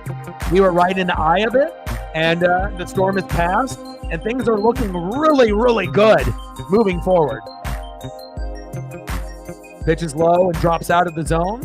Count is full, 3 balls and 2 strikes to Nicky Lopez.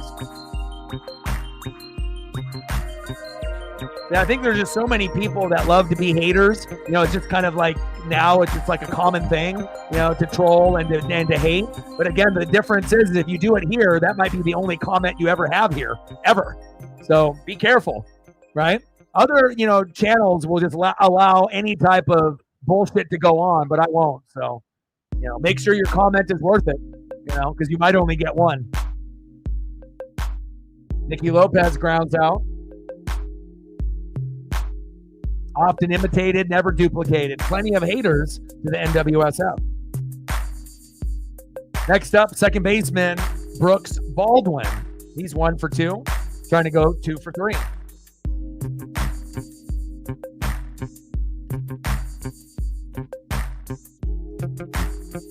I mean, of course, I like likes. I like subs. I like views. I like donos. But I'm not going to put up with bullshit.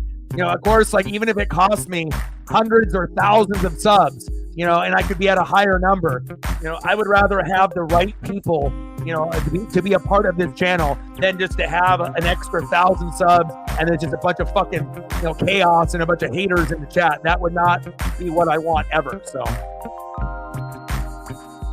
nice hit by Baldwin all the way to right field. Get that, Haniger! And he pumps the brakes at second base. Nice double by Brooks.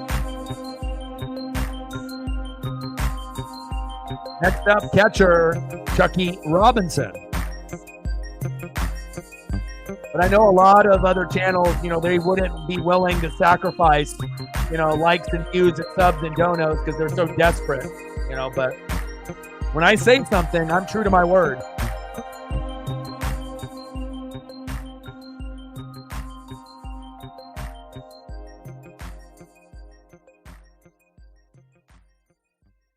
Quality over quantity. Period. Chucky Robinson 0 for 2. Well, as we get bigger and bigger as a channel, there's going to be more kids, there's going to be more adults, and there's just going to be more haters and trolls and people that are going to try to push the buttons. And especially if they've never been here before and they're used to being that type of way to their parents and their friends and online, trying to be a cyber bully and just to try to troll and talk shit. They'll learn real quick that they won't be able to do that here. And some people won't give up right away. Okay, another error by the Mariners. What the fuck was that? Was that Demo? Jesus Christ. Demo and Haniger, get the fuck out of here. Out of here. Golly, come on. Focus, guys. 5-2 Mariners. Good thing we have a big lead, but we need JP Crawford back immediately. God damn it.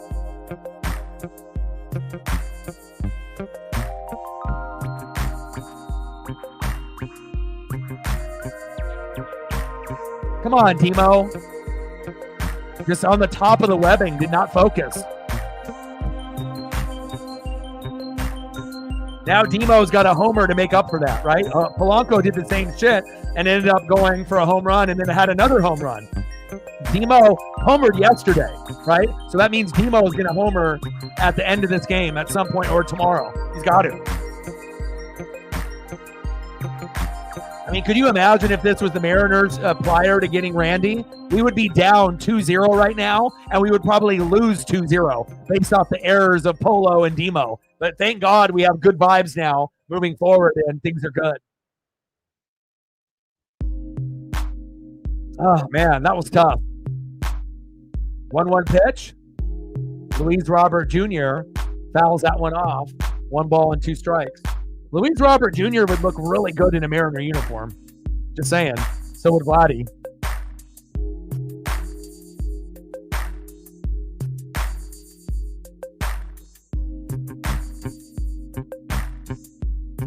Big swing and a miss. And there goes Luis Robert Jr. End of the 6th inning, 5-2 Mariners.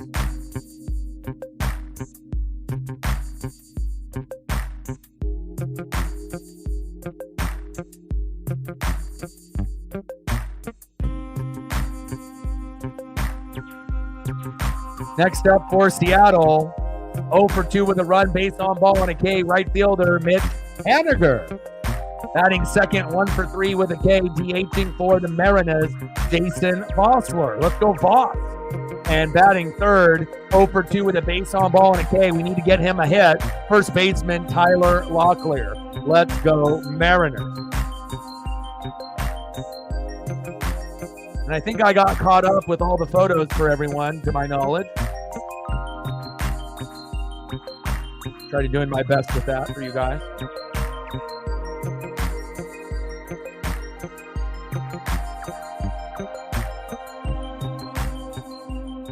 Oh, no worries, Megan. I'm gonna throw up some Pete Carroll up for you, even though you didn't ask for it. I'm just gonna try to fill in the gaps of the time just to make sure that I'm working.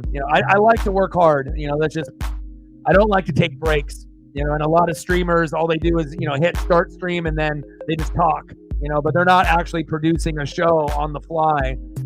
And it takes a lot of button clicking, and you have to know what you're doing and effort. And, if we can put some more photos of legends on the screen in between, why not, right?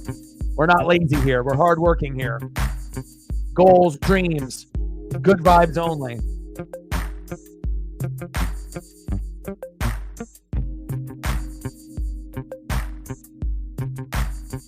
Appreciate you.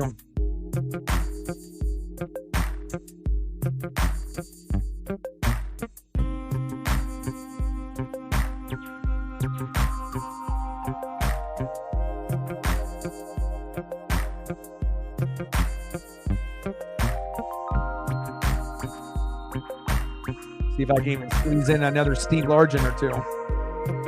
Can I do it? Do we have the time? We're running out. It's a timeout, O-Dog. There we go. Haniger with a nice hit. There we go, Mitchie. Stand-up double for Haniger. He says, I want to keep my job. Don't let me go. I'm more valuable than you think, he says. Nice job, Hanny.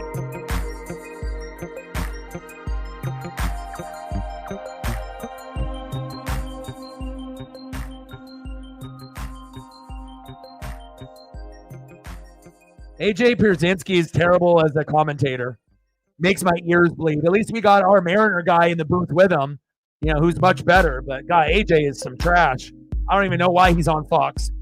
Obviously being, a former White Sox catcher, but just because you're a former player doesn't mean that you've got a good voice, good tonality, or that you're actually good on the microphone.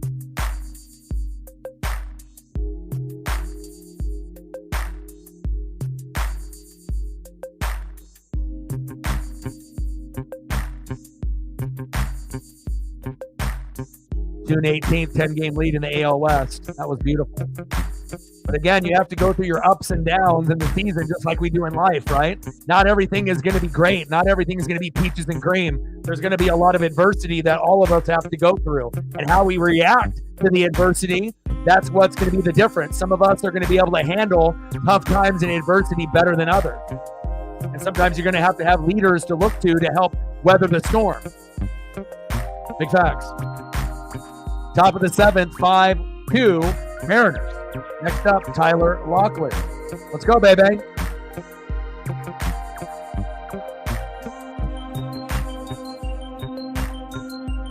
Primo in the building. What's good?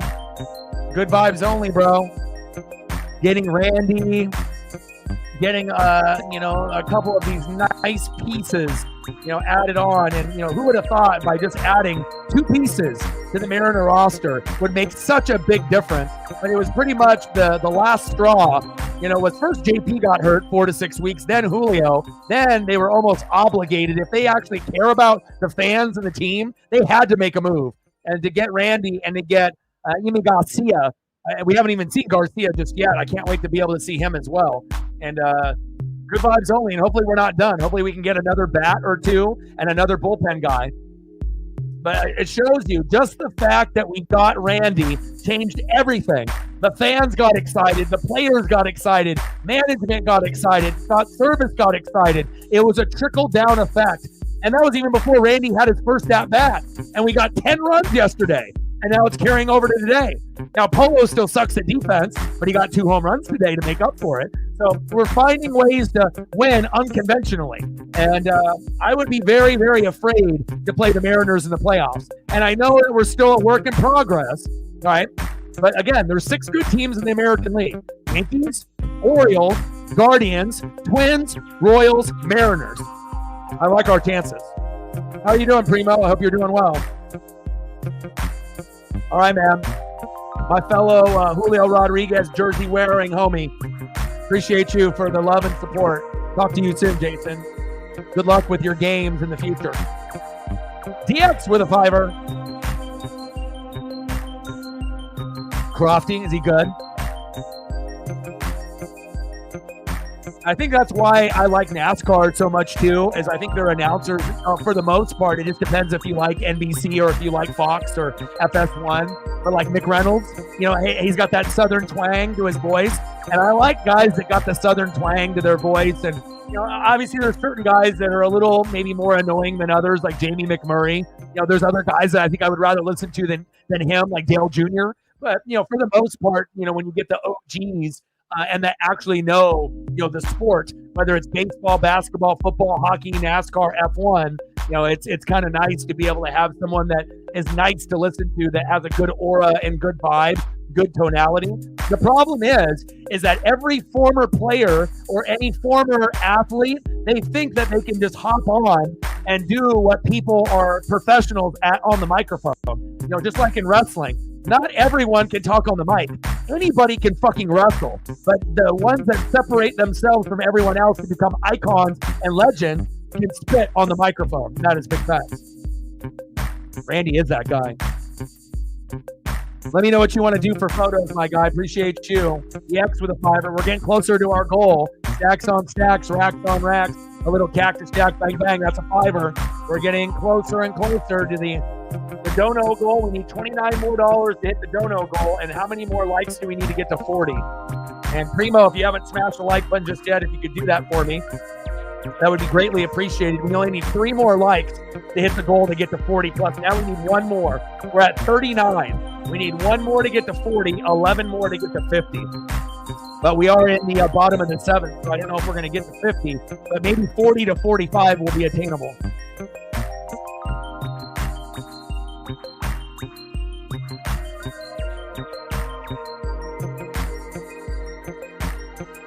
What's Crofty's first name? Ask Crofty. David Croft. See how fast I work? I ask you a question and boom, I get the answer.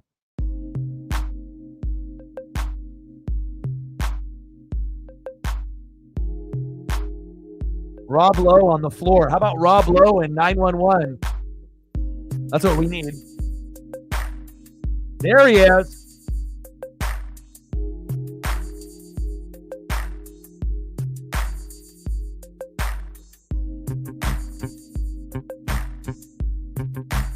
Crofty races F1 around Paul Ricard Circuit, huh? Ken Griffey Jr. in the building, my hero.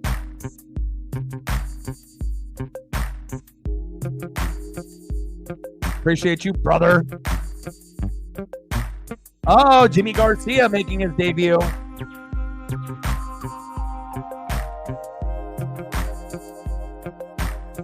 Let's go, Jimmy. Yes, you ask and you shall receive. Bullpen guy, 3-0, 2.70 ERA. He did get roughed up in his last couple starts, and I can't wait to be able to put up Mariner photos of him as well, the former Blue Jay. Let's go. Both of the guys are getting some opportunity to share what they can do. Good vibes only. It's like the roller coaster of emotions. To go from really, really good team, one of the best in baseball, then to lose 20 out of 29 and everyone's freaking out, and then to be able to get Randy and to get Jimmy, and now Victor Robles. I mean, yes, JP Crawford and Julio got hurt, but think of this. If JP and Julio didn't get hurt, maybe we don't get Randy and Jimmy, and maybe management ends up being cheap and we don't get those players and we get shittier versions of them. So sometimes you have to go back one step to go 10 steps forward. And I don't like seeing Julio and JP get hurt, especially JP being out 4 to 6 weeks with the pinky that got broken, and then Julio with the sprained ankle.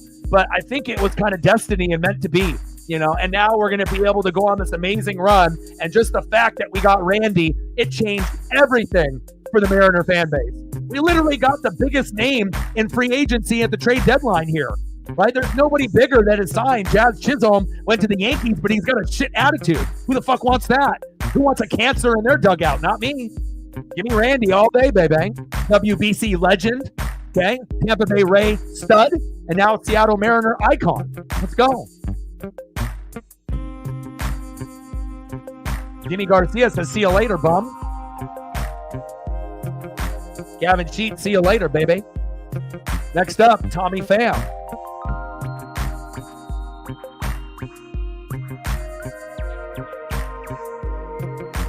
James in the building. What's good? Let's go, M's.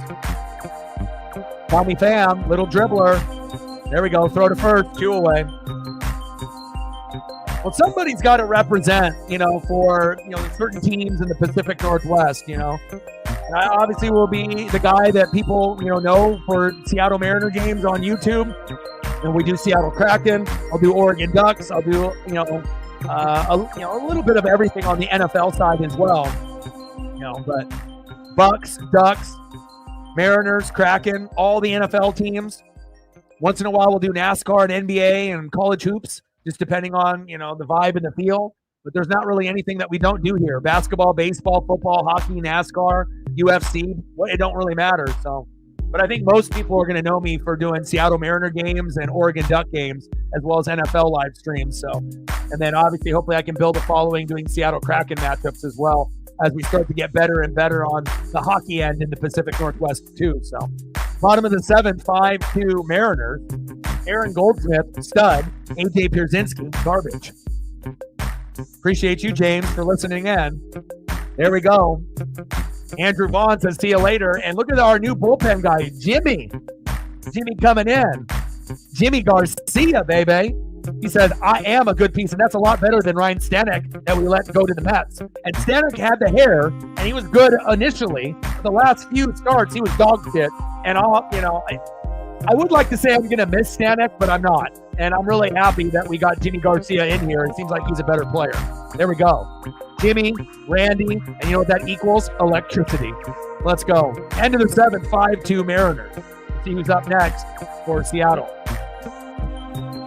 Next up for the Mariners, 1 for 3 with an RBI, shortstop Dylan Moore. And this will be J.P. Crawford in 4 to 6 weeks. Batting second, the number 1 player on the Mariners with a batting average at the moment at .310. He's only the 2nd or 3rd player overall for the Mariners to hit that number. 3 for 4 today, RBI and a K, center fielder Victor Robles. Let's go, Victor. This is the leadoff hitter that we've been dreaming of. And batting third, the new acquisition in his first game today, 1 for 4. Let's make it 2 for 5. He got 2 Ks, obviously early on, but he's been very good. Randy Arozarena. Swag, swag, swag, swag, swag. Randy, Jimmy, Jimmy, Randy, Randy, Jimmy, Jimmy, Randy. That's good for your mental health. That's good electricity. Here we come, Mariners. Good shit. Feels good, man. We just got to get the hitting going. And once we end up having like 300 hitters, right, then we're going to really start to show what we can do. You know, we need better bullpen, right? And we obviously got Jimmy Garcia to help that. But I don't really feel that we have that much confidence in anybody except for Andres Munoz. So once we can have 3 guys that we can count on, it was Stanek, Santos, and Munoz after we let Sewald go last year. But Santos keeps getting hurt. Stanek, we just let go. So hopefully it'll be Jimmy Garcia, Andres Munoz, and who knows, maybe Paul Sewald will come back to the Mariners. There's rumors that they might be shipping him out from the Diamondbacks. I'll take Sewald back to the Mariners if he's willing to come on a cheap deal. So we'll see what we end up doing here between now and Tuesday afternoon when the deadline ends. But so far, so good. Even if we make no more moves, the vibes are very, very good here in Seattle, but I have a feeling we're going to make 1 to 3 more moves. Hopefully 1 more hitter and 1 more bullpen guy. Let's go. Try dance up. And the better the Mariners do as the years go on, the better this channel is going to do. You know, we're going to get more and more people hopping on the Mariner bandwagon. You know, people that used to be Mariner fans, brand new Mariner fans, and just fans of other teams wanting to come in and see how we're doing. So very excited for the future of this channel. And again, the better that the Oregon Ducks do, the better that the Seattle Kraken do, the better that the Seattle Mariners do, and the more coverage that we do, the better this channel will grow too. Primo says we're at 40. Appreciate you. Like, sub, donate, comment, share. Help your boy out. Absolutely, man. I like it that we got a bunch of foreign guys out in the outfield. Like I said, I think that Victor Robles, Julio Rodriguez, and Randy Arozarena are going to vibe tremendously. They're going to become like best friends. I feel like Cal Raleigh and Luke Raley created a bond early, right? And they both hustle and play hard. And I feel that we're going to have another friendship that's going to blossom there as well. We're at 42 likes. We need 8 more to hit the goal of 50. Can we get there? Popped up by Demo, 1 away. We're at 71. We need $29 to hit the goal. Can we get there? It's okay, Demo. Fouled out to the catcher, 1 away. Next up, our best hitter on the Mariners, center fielder Victor Robles. And the only hitter that has eclipsed 300 right early in the season has not been Demo, but it was Hollywood Josh Rojas when he was in the 9-hole at the beginning of the year. He was actually batting 300 to 350. And then, at the beginning of the year, you had JP, Polo, and Julio batting 150, 1, 2, 3. And I kept bitching and complaining, saying, how come we don't have Rojas higher in the lineup? And then once JP got hurt the first time, then, we moved Rojas up to the, top of the order. But, it is what it is. Victor Robles in the box with no movement, takes a strike, staring down the pitcher. 3 for 4 today, 3 singles and an RBI. And we have to really be thankful that Victor has panned out. Pitches inside, 1-1 count, 1 ball and 1 strike to Victor Robles. And again, he was a pretty good player, about 4 or 5 years ago for the Washington Nationals. But I don't think anybody expected this type of, play out of Victor Robles, and I am so thankful. Little dribbler, go to first, 2 away. And I feel that Randy is going to become a very big fan favorite for the Mariners. They even have his jersey available to buy at the team store, obviously in Seattle, but I don't think it's available online just yet. Swag, swag, swag. Let's go. Go from a team that's not making the playoffs to a team that we're going to really need you. And we found our everyday left fielder, which was a really big question. We were rotating between Dominic Canzone and Luke Raley, and Randy is much better than those guys. 1 for 4, single in the third. Let's go, Randy. Check swing. Did he go? Yeah, he did. 1 ball and 1 strike, even though they have it listed 2 balls and 1 strike. 1-1 count now. Come on, Randy. 1-1 pitch. Pitch is high, almost hits him in the face. 2 balls and 1 strike to Arozarena. Yeah, he's the only Cuban player on the team. So obviously communicating. Doesn't really speak as much English as some of the other players, but I imagine him and Julio have already talked on the phone and created a bond. And obviously, Randy was an all-star, Julio was an all-star, so they already know of each other. Very excited for them to be able to communicate and vibe and become friends even further. Pitches low at the knees into the dirt. 3 balls and 2 strikes to Randy Arozarena.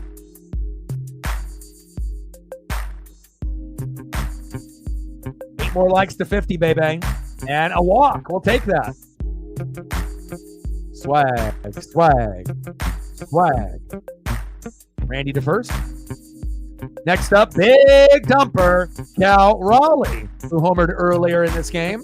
Polo with 2 home runs as well. We are locked and loaded. Let's go, Cal.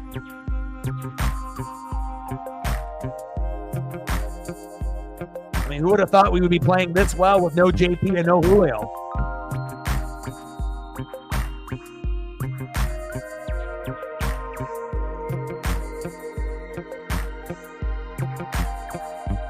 Let's go, baby. 29 to go to hit the goal. And then we need 8 more likes to hit 50. We can get there. Throw to first. Randy is safe. Top of the 8th, 5-2 Mariners.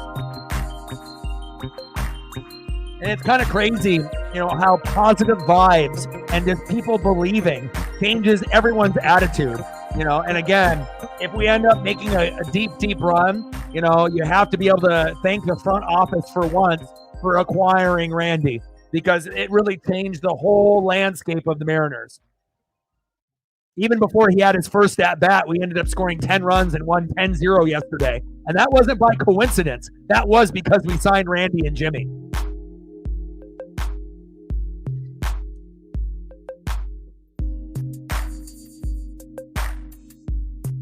1-1 pitch. Easy in the building. What's good, brother? Good vibes only, man. Feels good. And again, it's not going to be a sprint. It's going to be a marathon when you play 162 games.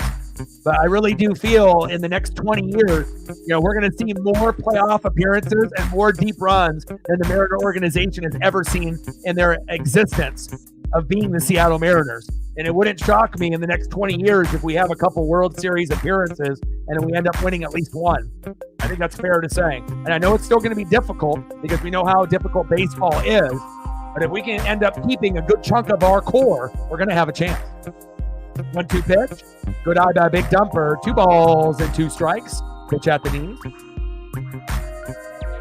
Paisley Pup is in the building.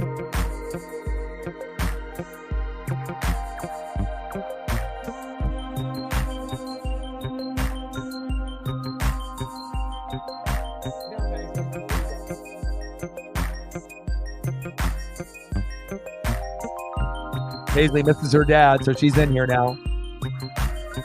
Kind of funny, you get rid of toxic people in your life, whether that's just like friends or boyfriends and girlfriends. You end up getting a kitten or a pup, and then you have this good relationship with this kitten or pup, and it can change your life forever.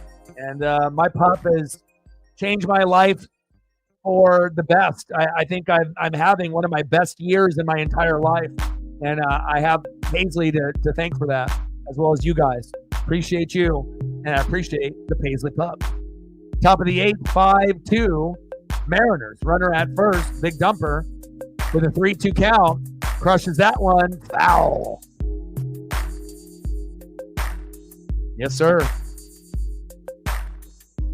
Yes, sir. I love the representation that we have.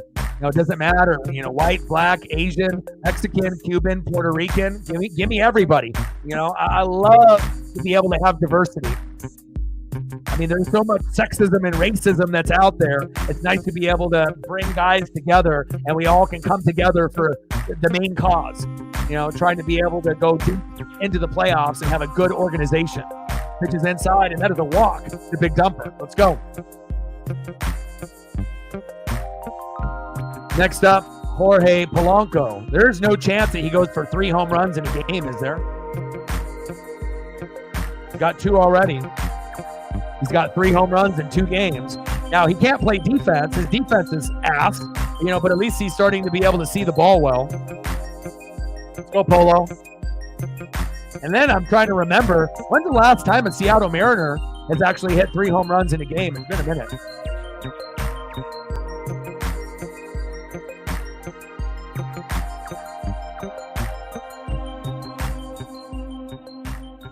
And we got a mound visit. Top of the 8th. Runners at first and second with 2 outs. See if they're going to talk about it right now. Mike Cameron with 4. I remember that. 2 for 4 with 2 solos. Tell me. 2019. Kyle Seager. Stud. If I could add 2 players to this Mariner squad, it would be Felix Hernandez, King Felix, and Kyle Seager. Polo crushes that one foul. And I think before we started adding, Julio and Cal and Kirby and Logan Gilbert, those were really the only 2 players that were really easy to root for, and I think most Mariner fans fell in love with. I don't think I've really heard anyone saying that they hated King Felix or they hated Kyle Seager. I mean, those were literally the best pitcher and best hitter that we had for many, many years. Just wish we could have had some guys to support those 2, so we could have actually had a run with those guys.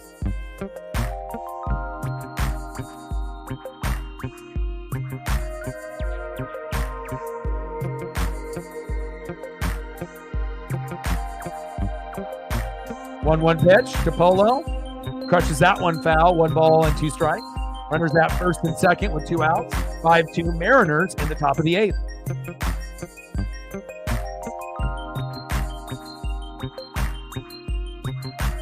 We're at 43 likes. We need 7 more to get to 50, baby.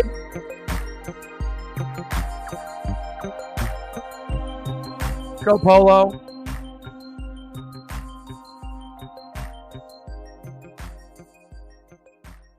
No. Bach? No. Randy's at second. You ain't going to get Randy. Nicky Lopez, you're not slick there at second, my guy. Randy's got eyes behind his head. Top of the 8th, 5-2 Mariners, and then I'll be live tomorrow. It's going to be an early one, 11 a.m. Pacific. Polo? Wow, there we go. All the way to right field, and Randy Arozarena comes home. 6-2 Mariners. This is Polo's best game of his career, baby. Yes, sir. Way to be electric with the RBI season, baby.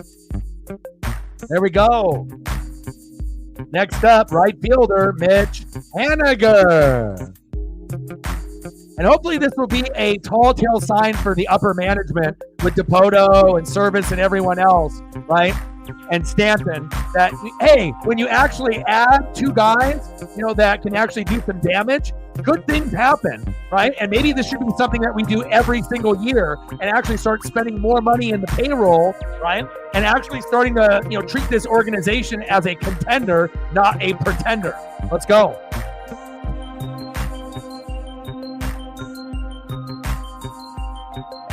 Let's go, baby. Love it, man. and it's going to make everyone better. You know, Jimmy Garcia going to make everybody better. Randy's going to make everyone better. It's already like the vibes completely changed, you know, just overnight. And we're not done. And can you imagine, just for a fucking second, if we end up getting Luis Robert Jr. or Vlad Jr.? I don't know if we will. You know, I don't want to give up the whole farm system for those guys either. But can you imagine what the vibes are going to be if we end up doing that? For me personally, I would rather keep the farm guys, because out of the 4 main farm guys, I think that all of them could start, you know, or be really beneficial, you know, pieces to what we have right now. You know, maybe not all of them starting this year. It would be more next year or after, but definitely an exciting time to be a Seattle Mariner fan. Pitch is high, out of the zone. 2 balls and 1 strike to Mitch Haniger. Let's go, Mitch. Top of the 8th, 6-2 Mariners. Runners at first and second with 2 outs. But we got an 11 a.m. game tomorrow, and I'll be live for that. We got Crochet on the mound for the Sox and Bryce Miller for the Mariners. Bryce is very shaky as of late, so I don't know what's going to happen there, but hopefully we can win. Right? And then we got a 3-game set against the Red Sox on the road. Right? And then we're going to have no game on Thursday, but that's the Hall of Fame game for the Texans and the Bears, and I'll be doing that. So we're going to be very, very busy, and then right when we get back on Friday, Saturday, Sunday, we'll be back with the Mariners. So definitely excited to see where that goes.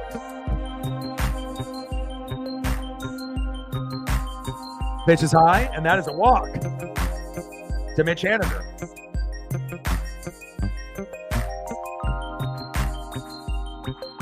And then we start a very compelling series next Friday, right, against the Philadelphia Phillies. Right? And that might be a team that goes to the World Series this year or next year. So anytime you end up going against one of the top 2 in the National League, whether it be the Phillies or the Dodgers, that will be very, very interesting to see how we match up. Too bad we're not going to have JP and Julio when we go to Philadelphia, but we'll definitely see how we match up to one of the big dogs in the National League. It's going to be very fun. And I don't think we're going to get swept by them either. Next up for the Mariners, Jason Vossler. Like, sub, donate, comment, share. Let's get to 50 likes. Let's try to get to the goal on the donos. We're close. 29 to go. Like, sub, donate, comment, share. You and me both, Captain Oreo. Try this up, my guy.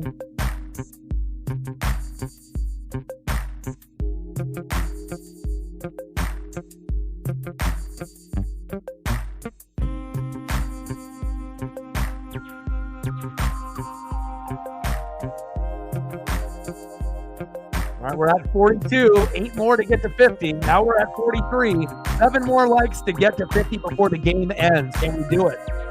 We got 2 innings to do it. We get 7 likes.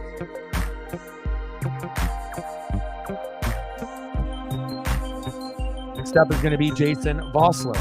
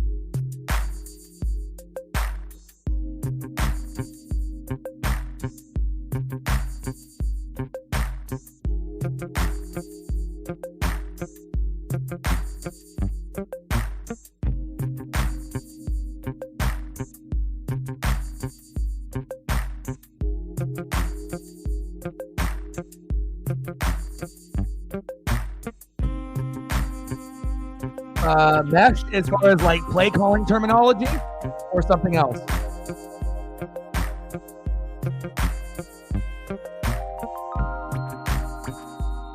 Pitch is outside. Now we got a new pitcher. Wilson is relieving Martin. We got Steven Wilson coming in. 1-6 record with a 3.18 ERA. We got bases loaded in the top of the 8th. 6-2 Mariners.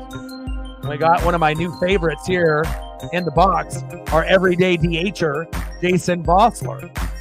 Voss, all the way back to the wall. And Luis Robert Jr. with a Willie Mays type of catch that saved at least 2 runs right there. Good attempt by Voss. We leave him stranded, but we still got a 4-run lead, so I think we're okay. Let's see who's up next here for the Chicago White Sox.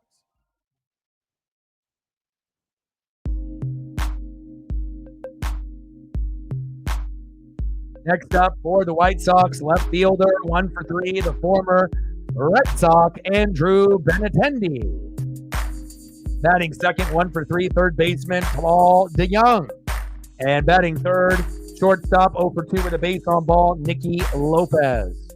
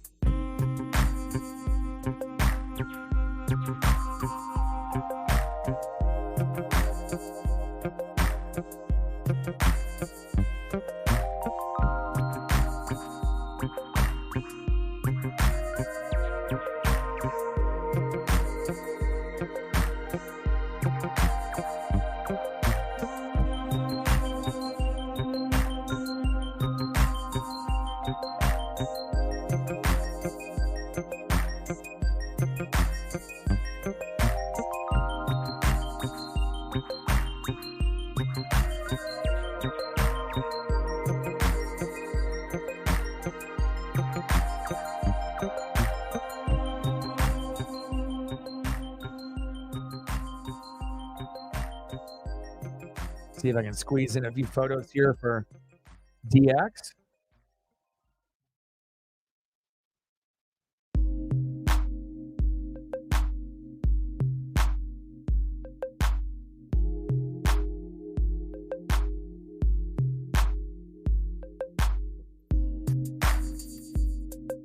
And the F1 photos are crazy. All right, bottom of the 8th with no outs. Next up is Andrew Benintendi.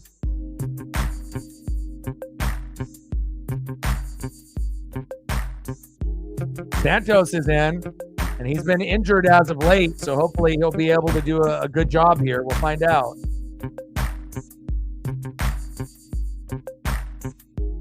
They're in the zone for a strike. 1 ball and 1 strike to Andrew Benintendi, the former Red Sox.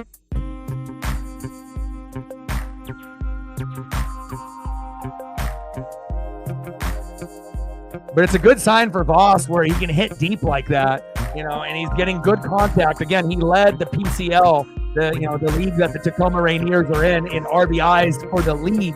He wasn't leading the team, he was leading the league in RBIs, and I can tell why. He's a great hitter.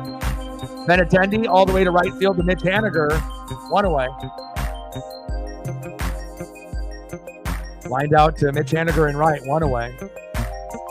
Next up, third baseman Paul DeYoung.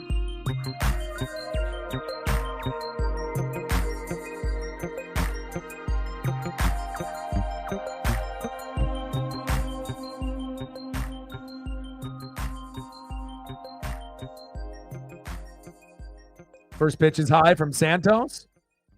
1-0 count.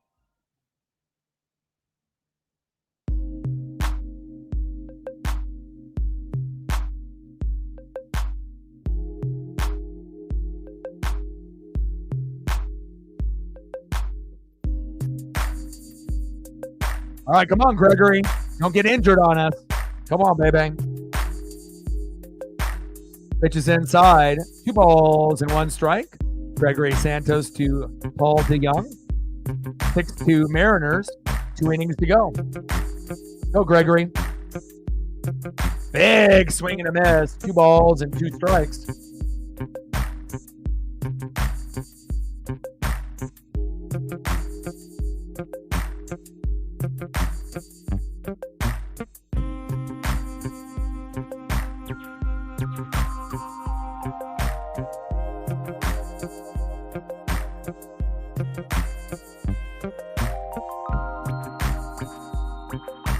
Pitch is outside. 3 balls and 2 strikes. Count is full.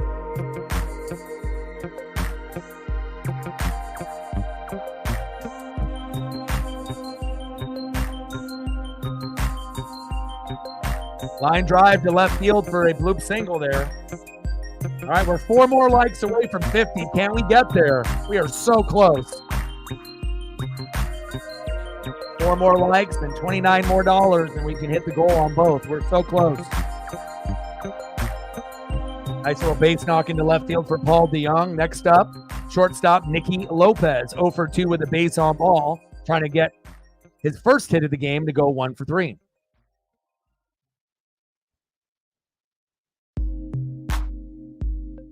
First pitch is outside by Santos. 1 ball and no strikes.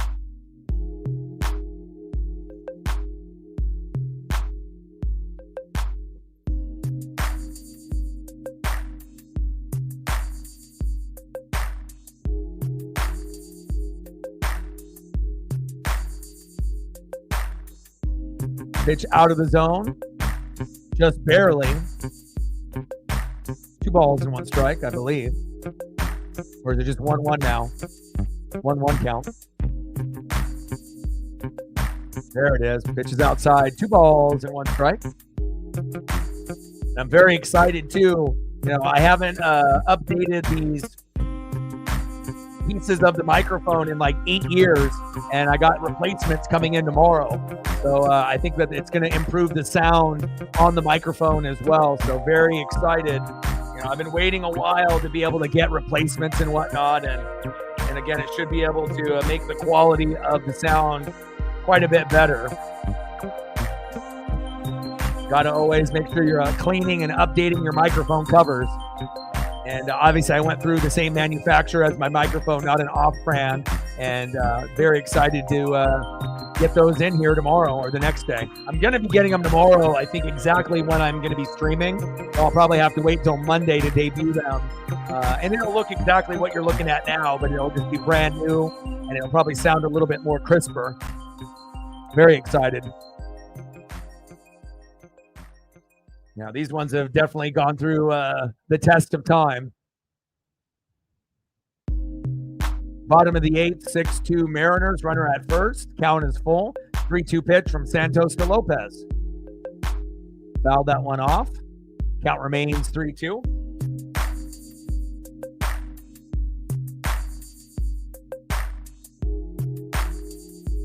Like, sub, donate, comment, share, help your boy out. We gained a few subs today, which is good. Looks like we gained 6 in this stream alone. There we go.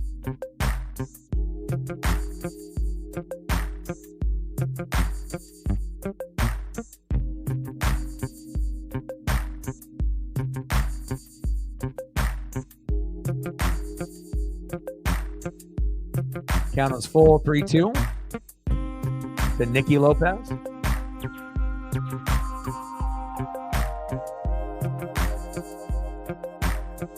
Like, sub, donate, comment, share, help your boy out. We are very close to hitting both goals today. 3-2 pitch. Pitch is outside, but called strike 3. That was a bad call by the ump, but I guess we'll take it. White Sox fans are not having it. We'll take a bad call, I guess.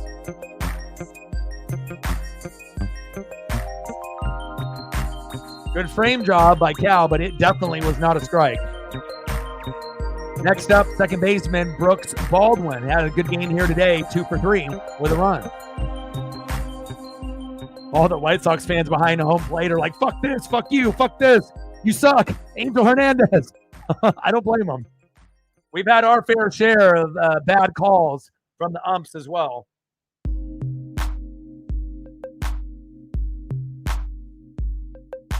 Down the line, drifting foul. $29 to go. I think we can get 50. We should be able to based on the few new additions that are in the room right now. We need 3 more likes out of the people that just hopped in and smashed the like button, and then we hit the goal. Now we need 2 more. Thank you to whoever that was. We're at 48. We need 2 more to hit 50. Let's go, baby. Let's hit that goal. It helps out with the algorithm and the metrics tremendously, not only in this stream, but moving forward. Reflect in the building. Let's go. He said, I'll make sure we get there. Go M's. Good vibes only. We hit the dono goal. Now can we hit 50 likes to hit both? Stacks on stacks, racks on racks. A little cactus, Jack. Bang, bang, bang, bang, bang. How have you been, man? Good vibes only when you end up getting Randy and Jimmy, huh? Let's go, baby. All smiles here. Oh, that one goes fair. Into the corner for Haniger. Nice day by Brooks Baldwin, the best game in his early career. 3 for 4 day by Brooks Baldwin. Nice job, Brooks.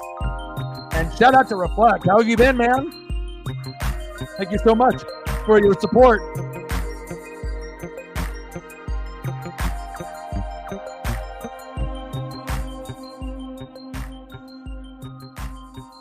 Well, I think, Stanton, Dipoto and Service, it would be nice if we could, transition away from all three of those guys at some point. But again, for the time being, it's not ideal, right, with Scott Service and with Dipoto and with Stanton, but at least they pulled the trigger for Jimmy and for Randy. And just the simple fact of getting Randy signed, we scored 10 runs and we won 10-0, and it feels like everything, got flipped.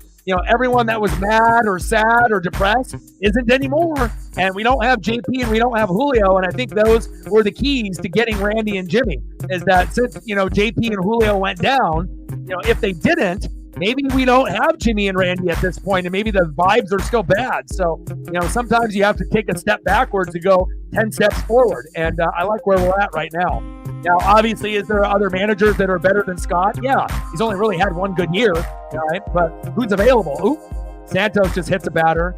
Now we got bases loaded. Uh-oh. Eloy Jimenez got hit in the shoulder there. Santos, what are you doing? Let me know what you want to do for photos, and I got you. We don't have enough Jimmy Garcias or Randy's just yet in a Mariner uniform. Santos, what are you doing? We got to get him out of there. Santos, we already let Stanek go. Maybe we got to get rid of Santos too. We at one point felt like we had a pretty good bullpen besides Andres Munoz, but now Santos and Stanek is on the Mets, and Santos hasn't looked good lately, coming back from his injury.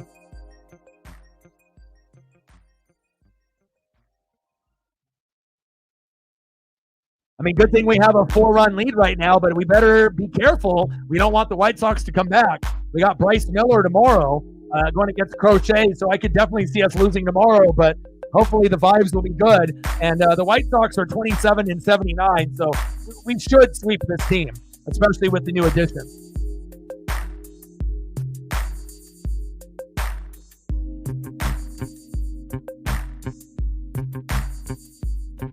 Oh, you didn't jinx it, brother.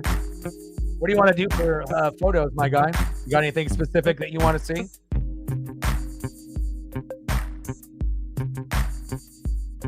We got Randy. We got Jimmy. We got Randy. And then hopefully we'll be able to have a bunch of Mariner photos with Randy too here in the near future. Same thing with Jimmy. Ryan Wu, decent outing today. Polo.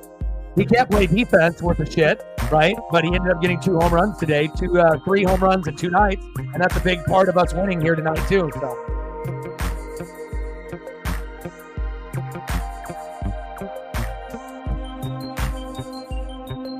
well, things are changing on the fly now, Luke. So, obviously, earlier in the year, he was kind of sticking with guys, and he was kind of stubborn on putting guys in certain spots in the order. But now, if you're really looking at the lineup of what we got, Victor Robles is right now playing for Julio. They'll move him to right field. Now, Randy is our everyday left fielder.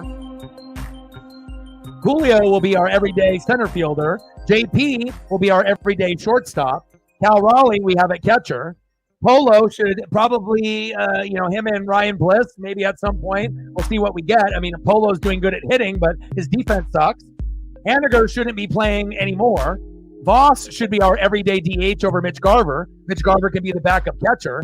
Tyler Locklear is the everyday first baseman, unless they want to throw in Luke Raley once in a while. Rojas is the everyday third baseman, and Demo is only playing because JP is hurt. So if you're really thinking about it, once we get JP and Julio back, I think things are going to be solved. And we still have an opportunity to get one more bat and one more bullpen guy, to be able to give us some more depth and stability. So I think a lot of the problems that we had early on, we don't really have those problems anymore, especially now we already have a 300 hitter in Victor Robles. We just have to continue to keep, putting our foot on the gas pedal.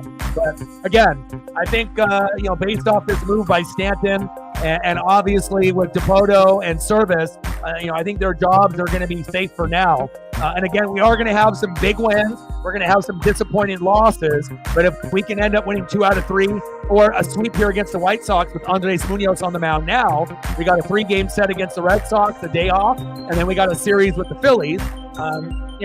Things are looking good for the Seattle Mariners. It's a long season. Let's go on today. And who are we going to be able to get if we fire Scott Service? So it's not like we're going to be able to get anyone there. Shitty pitch by Andres Munoz, and that brings in a run, 6-3 Mariners. It's not like we're going to be able to get Bruce Bochy, from the Rangers. They're not going to just let him go. Dusty Baker isn't, managing the Astros anymore. Bob Melvin is on the A's, and he's probably better than Service, but we're not going to get him.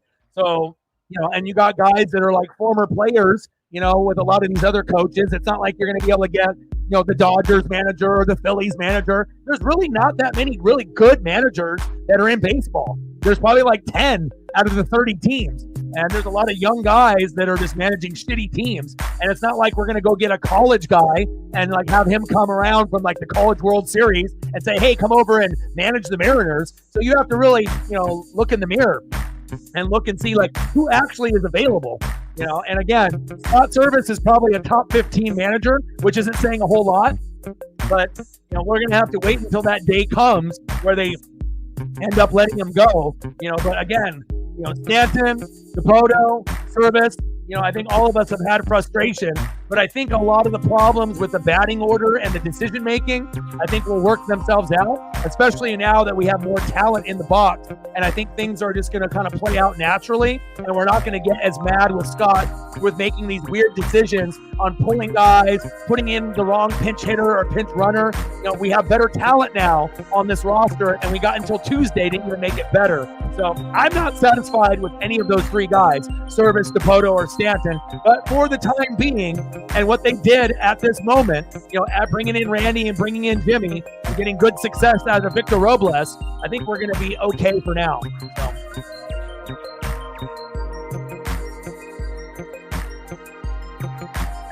To the 8th inning, 6-3 Mariners.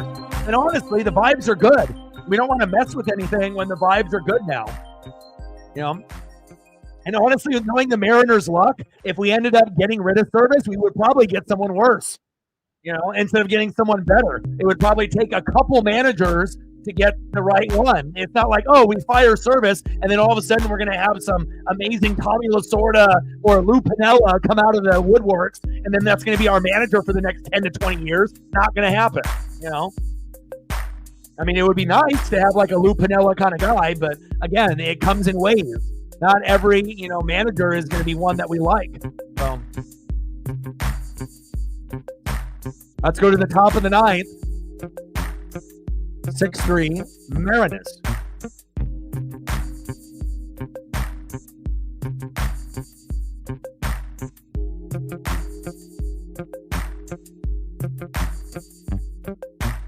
Yeah, I think everyone loves Munoz.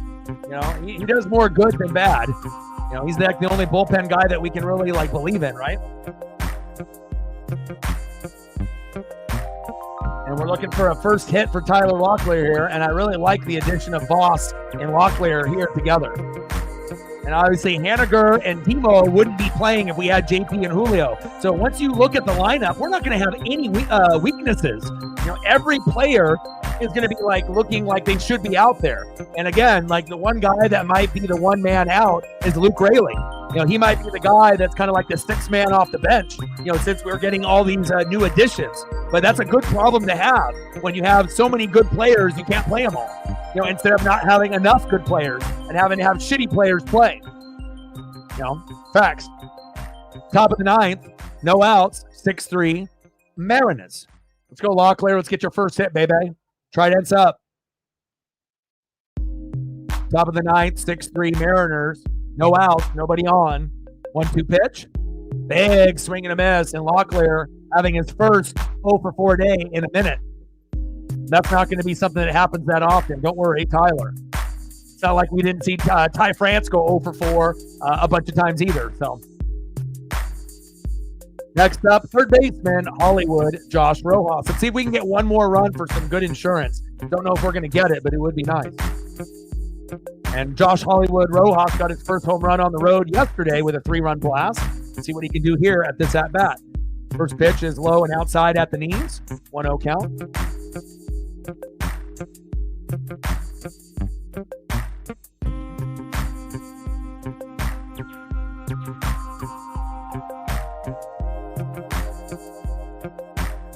Fucking Dodgers. What the fuck, man? Can't you fucking help us out and beat the fucking Astros? Fuck. Had a big-ass lead and they couldn't even hang on. We're really going to have to earn it, too, because the Astros and Rangers are going to be on our heels.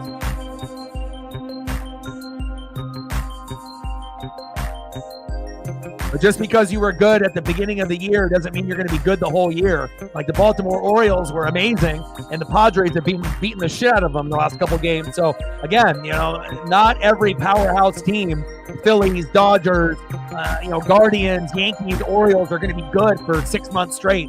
Every team is going to have some weak points and some, weak moments, in their lineup and on their team. Pitch is on the outside corner for a strike. Very questionable. 2 balls and 2 strikes.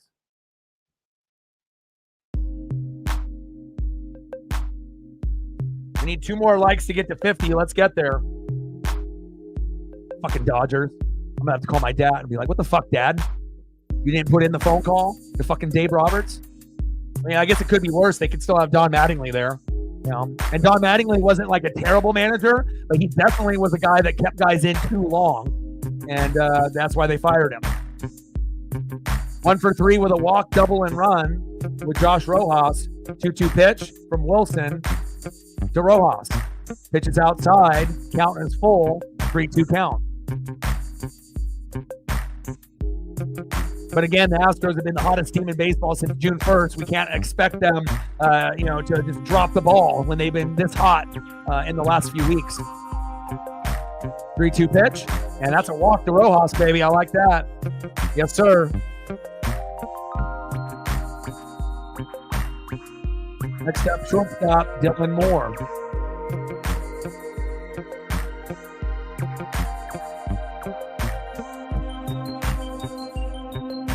Bregman almost hit it out of the fucking stadium. Christ.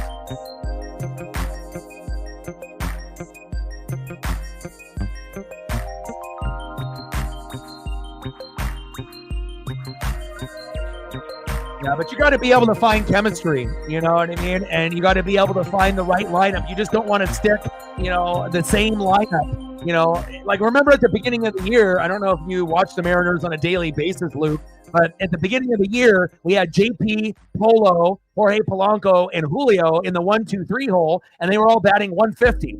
And then in the 9 hole, you had a Hollywood Rojas batting 300 to 350. What would you do? You're just going to keep Hollywood in the 9 hole when you got the first 3 guys in the lineup sucking ass and we're struggling? You have to be able to make moves on the fly. You can't be able to be stuck, in a certain spot forever. Just because JP normally is a hole hitter doesn't mean that he deserves to stay there the whole time. Julio was a better hitter in the 4 hole, on the 5 hole. We had to punish him and put him in the 6 and the 7 hole, right? And there's going to be certain spots where guys are going to be better. So it's not going to be smart to keep it 1 through 9, every single day. Things have to be adjusted on the fly, and you just have to be better, at, pulling guys with pinch runners, pinch hitters, making sure that you're getting the right guys in the right situation. It's called situational baseball, right? So you got to be able to make the correct move at the correct time. And the only problem is Scott Servais is not very good at that, right? So again, you have to be able to kind of find the right lineup. And then once you get the guys healthy, and it looks like this team is going to have a very strong 1 through 9, and it's going to be one of the strongest 1 through 9 in all of Major League Baseball. But again, we ended up losing 20 out of 29. And it took a big trade to be able to get Robles and Garcia in the building, and the vibes changed. So, You got to be able to find the rhythm. You got to be able to find would you rather have the same guys 1 through 9 and then we continue to suck and he makes no changes? Then you'd be bitching about that too. So you're never going to be satisfied. It's you either have it the same or you make a bunch of changes, right? So, you're not going to be happy either way. You keep it 1 through 9, everyone sucks, and then you bitch and moan and complain. Or we make changes all the time, it doesn't work out, you bitch and moan and complain, right? Like, you got to be able to find the sweet spot, and that's what good managers do.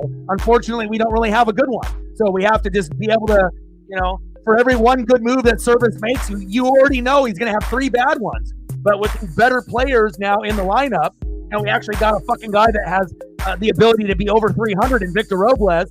Once we end up getting 3 players over 300, things are going to change. But again, when you end up batting 200 as a team, and you can't hit, what do you do? I don't think there really was a magic formula, that you could be like, okay, I'm going to move this guy that's batting 150 from the 1 hole to the 3 hole, and everything's going to change. Like, what do you do? Everyone's batting 200 to like 250. Nobody's batting 300. It doesn't really matter if you move a guy from 1 to 2 to 4. They're going to suck no matter what. So again, you have to be able to understand that there has to be a little bit of patience, and you got to be able to find the right person at the right time, and you got to be able to have some flexibility. You're never going to make everybody happy. It's just not going to happen, But if it was me at the beginning of the year, I wouldn't have stuck with fucking JP, Polo, and Julio in the 1, 2, 3 hole, all batting 150 and not making a move when you got a guy in the 9 hole batting 300 to 350, right? Most people would say, well, maybe we should have put Rojas in the 2 hole and moved Polanco to the 9 or the 8 or the 7. That would make sense. But again, sometimes certain players are used to playing in a certain spot, but it doesn't mean that they're entitled to be there forever. A good manager will move guys around to be able to find that right spot. And as we've seen, Julio is usually the best in the 4 hole or the 5 hole, not necessarily as a leadoff hitter in 2022 in his rookie year. You got to think about it like that. It sounds like with you, you're never going to be satisfied, whether we make a bunch of moves every day or we don't. But again, once we get better players, it'll all work out itself on its own. All right, let's go to the bottom of the 9th inning. White Sox need 3 runs to tie, 4 runs to win. Let's see who's up next for them. Let me know what you want to do for photos. Reflect, I got you. Appreciate you for helping us hit the goal. Next up, DHing for the White Sox. 1 for 4 with 2 Ks, Gavin Sheets. Batting second, 1 for 4, right fielder Tommy Pham. And batting third, 1 for 4 with an RBI and 2 Ks, Andrew Vaughn. Let's go Mariners. But it also shows you by adding just one player like Randy that has good vibes, it changes the whole outlook of the ball club. Like if we would have gotten Jazz Chisholm, what do you think would have happened? You think the vibes would still be good when you got a guy that could be a potential cancer for the Yankees or any team that he's on? It's not just about what the player does on the field. It's about what the attitude is and what the player does off the field, right? And again, if I had a choice between Jazz playing 8 different positions, but being a cancer in the bullpen and in the locker room, or having a guy like Randy, give me Randy all day.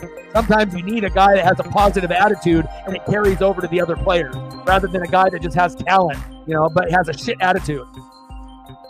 Bang! Andres Munoz, see you later. 1 away. It's all about perspective, my guy.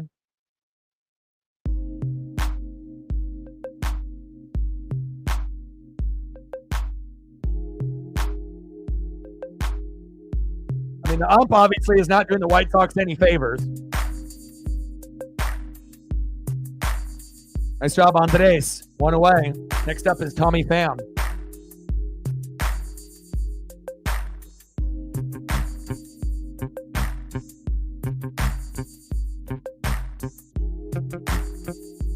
Pitches low and inside at the knees. 1-1 count.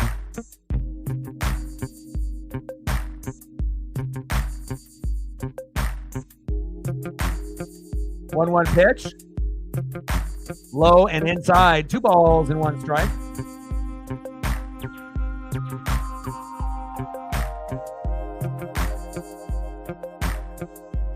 We broke 50 likes. We're at 52. 8 more to get to 60.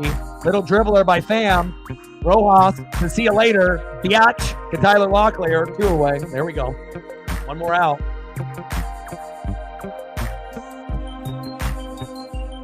Last opportunity for the White Sox first baseman Andrew Vaughn. Let's go.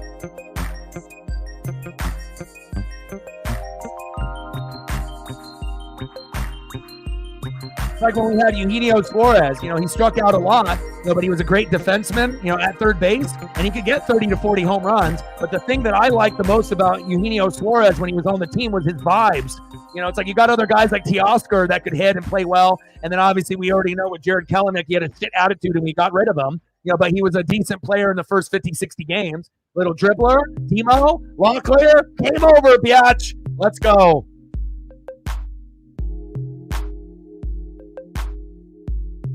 There we go. Good vibes only, baby. Good vibes only. Reflect, let me know what you want to do for photos.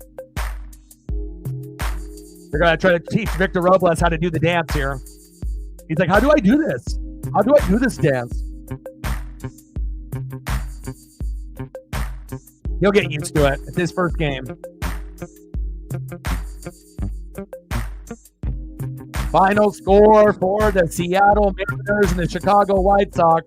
Mariners 6, White Sox 3. And when the Mariners win, what the fuck do? We dance. Mariners win. Mariners win. Mariners win. And I'll be live tomorrow at 11 a.m. Pacific.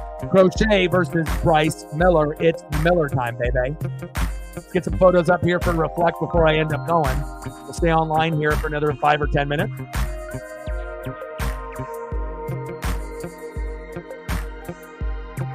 Big win, man. What are you thinking, Reflect? You got anything specifically that you want to see? I know sometimes you don't really care, but let me know. Feels good, considering where we were at and then where we're at now. Obviously losing 20 out of 29, right? And then ending up now winning 10-0 and 6-3 with an opportunity to get the brooms out tomorrow and sweep. It feels good. Now, I don't like our bullpen right now with the way Gregory Santos is playing. I don't know if we're going to get rid of him like we did with Stanek, but we need to really figure out our bullpen, very, very soon. And at least we have until Tuesday to make another move for hopefully another solid piece like Jimmy Garcia. But, for the time being, things have changed with Jimmy Garcia and Randy Arozarena, a part of the Seattle Mariner organization. Let's go.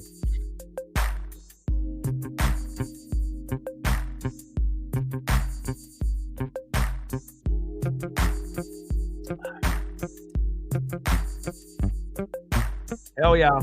7 more likes to get to 60. But we hit 50 plus, and we hit the goal because of Reflect. Appreciate you, my guy.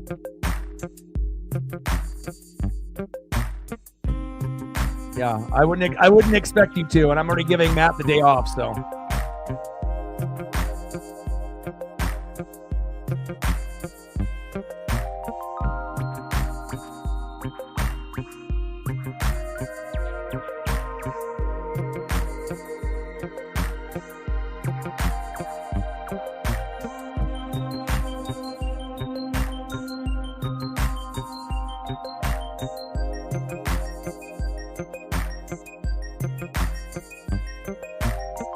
Get some photos up for Matt since he'll be off tomorrow.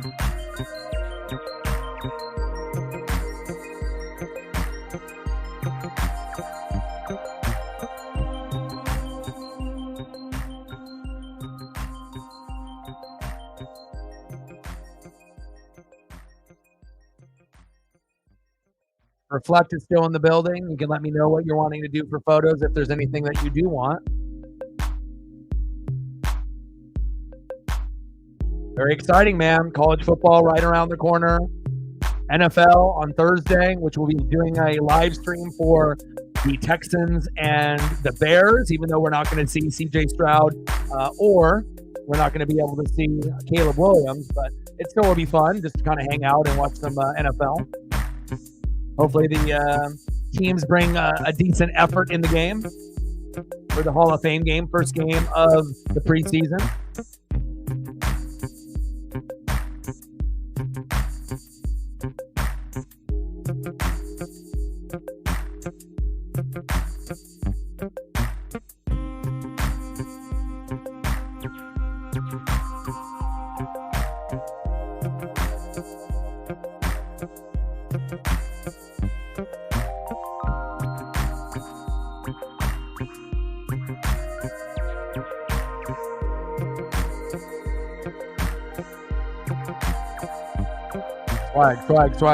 Swag.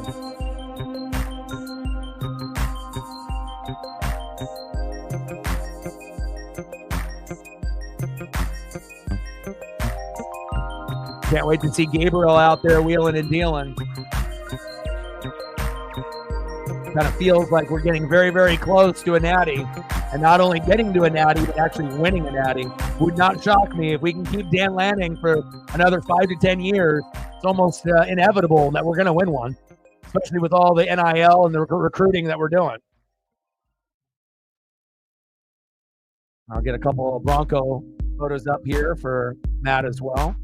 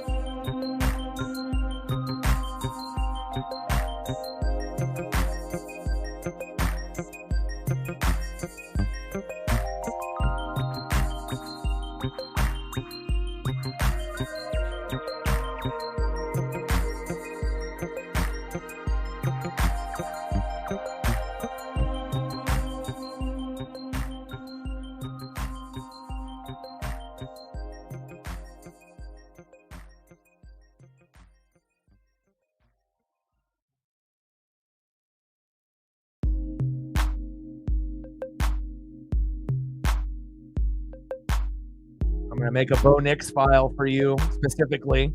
So that way you'll have two now, either with the Swift or with the Bo. So that way that we can access that quicker. I'm not sure if Reflect is still in the building. It looks like he might have had to go and run an errand and whatnot. Reflect, are you still there?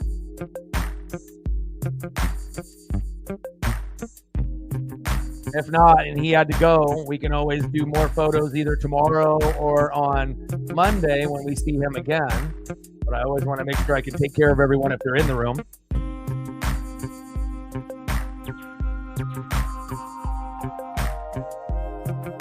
Reflect, anything that you want to be able to see? You got any player or anything that you want to see before we go?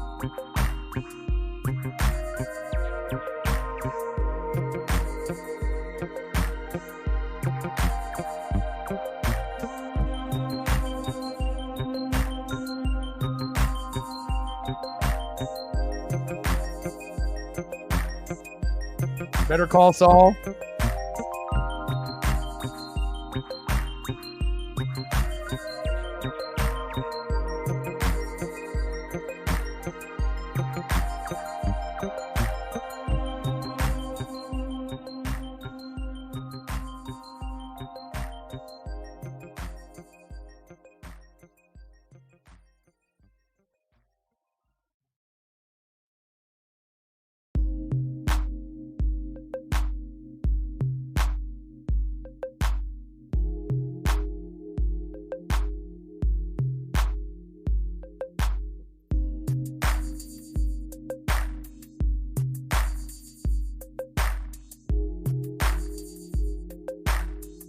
Awesome win for the Mariners, baby. Better Call Saul loves it.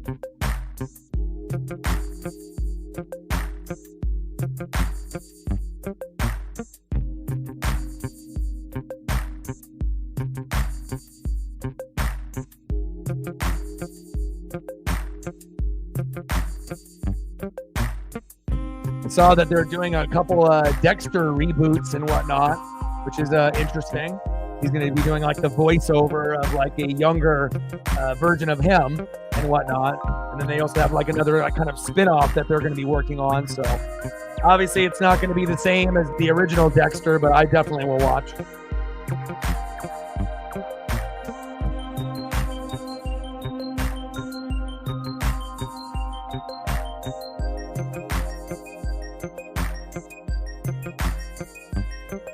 All right, well, I love you guys, and I appreciate you guys very, very much. Shout out to Reflect and Megan, Captain Oreo, and everybody else that came through DX to participate and support your boy. Again, final score, Seattle Mariners 6, Chicago White Sox 3. I will be live tomorrow at 11 a.m. Pacific. I know it's going to be very, very early. If you can come through and hang out, it'll be Crochet for the White Sox, Bryce Miller for the Mariners. And then after that, we're going to have a 3-game set with the Red Sox. Thursday, the Mariners have off. We got the Hall of Fame game with the Texans versus the Bears. And then we're going to have a 3 or 4 game set against the Phillies next week. So we are going to be very, very busy. Matt, you'll enjoy your day off tomorrow, and I'll see you back here on Monday. And shout out to all the people that liked and subbed and donated and commented and shared. It was a team effort today.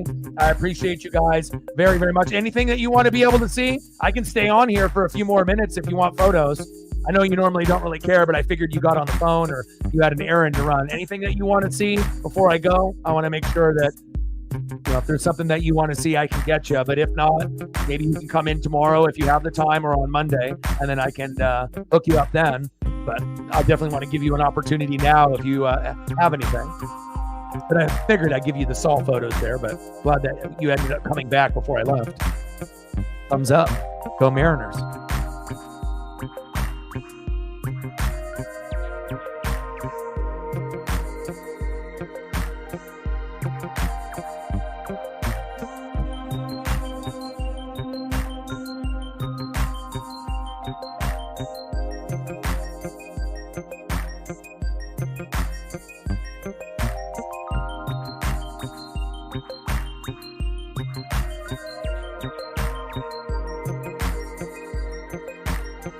Oregon firefighters are definitely having their hands full.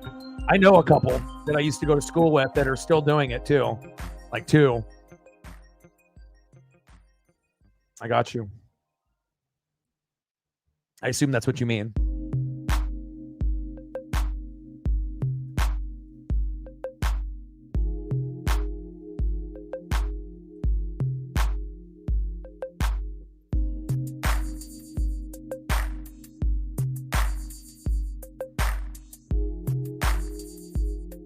Heroes right there, man.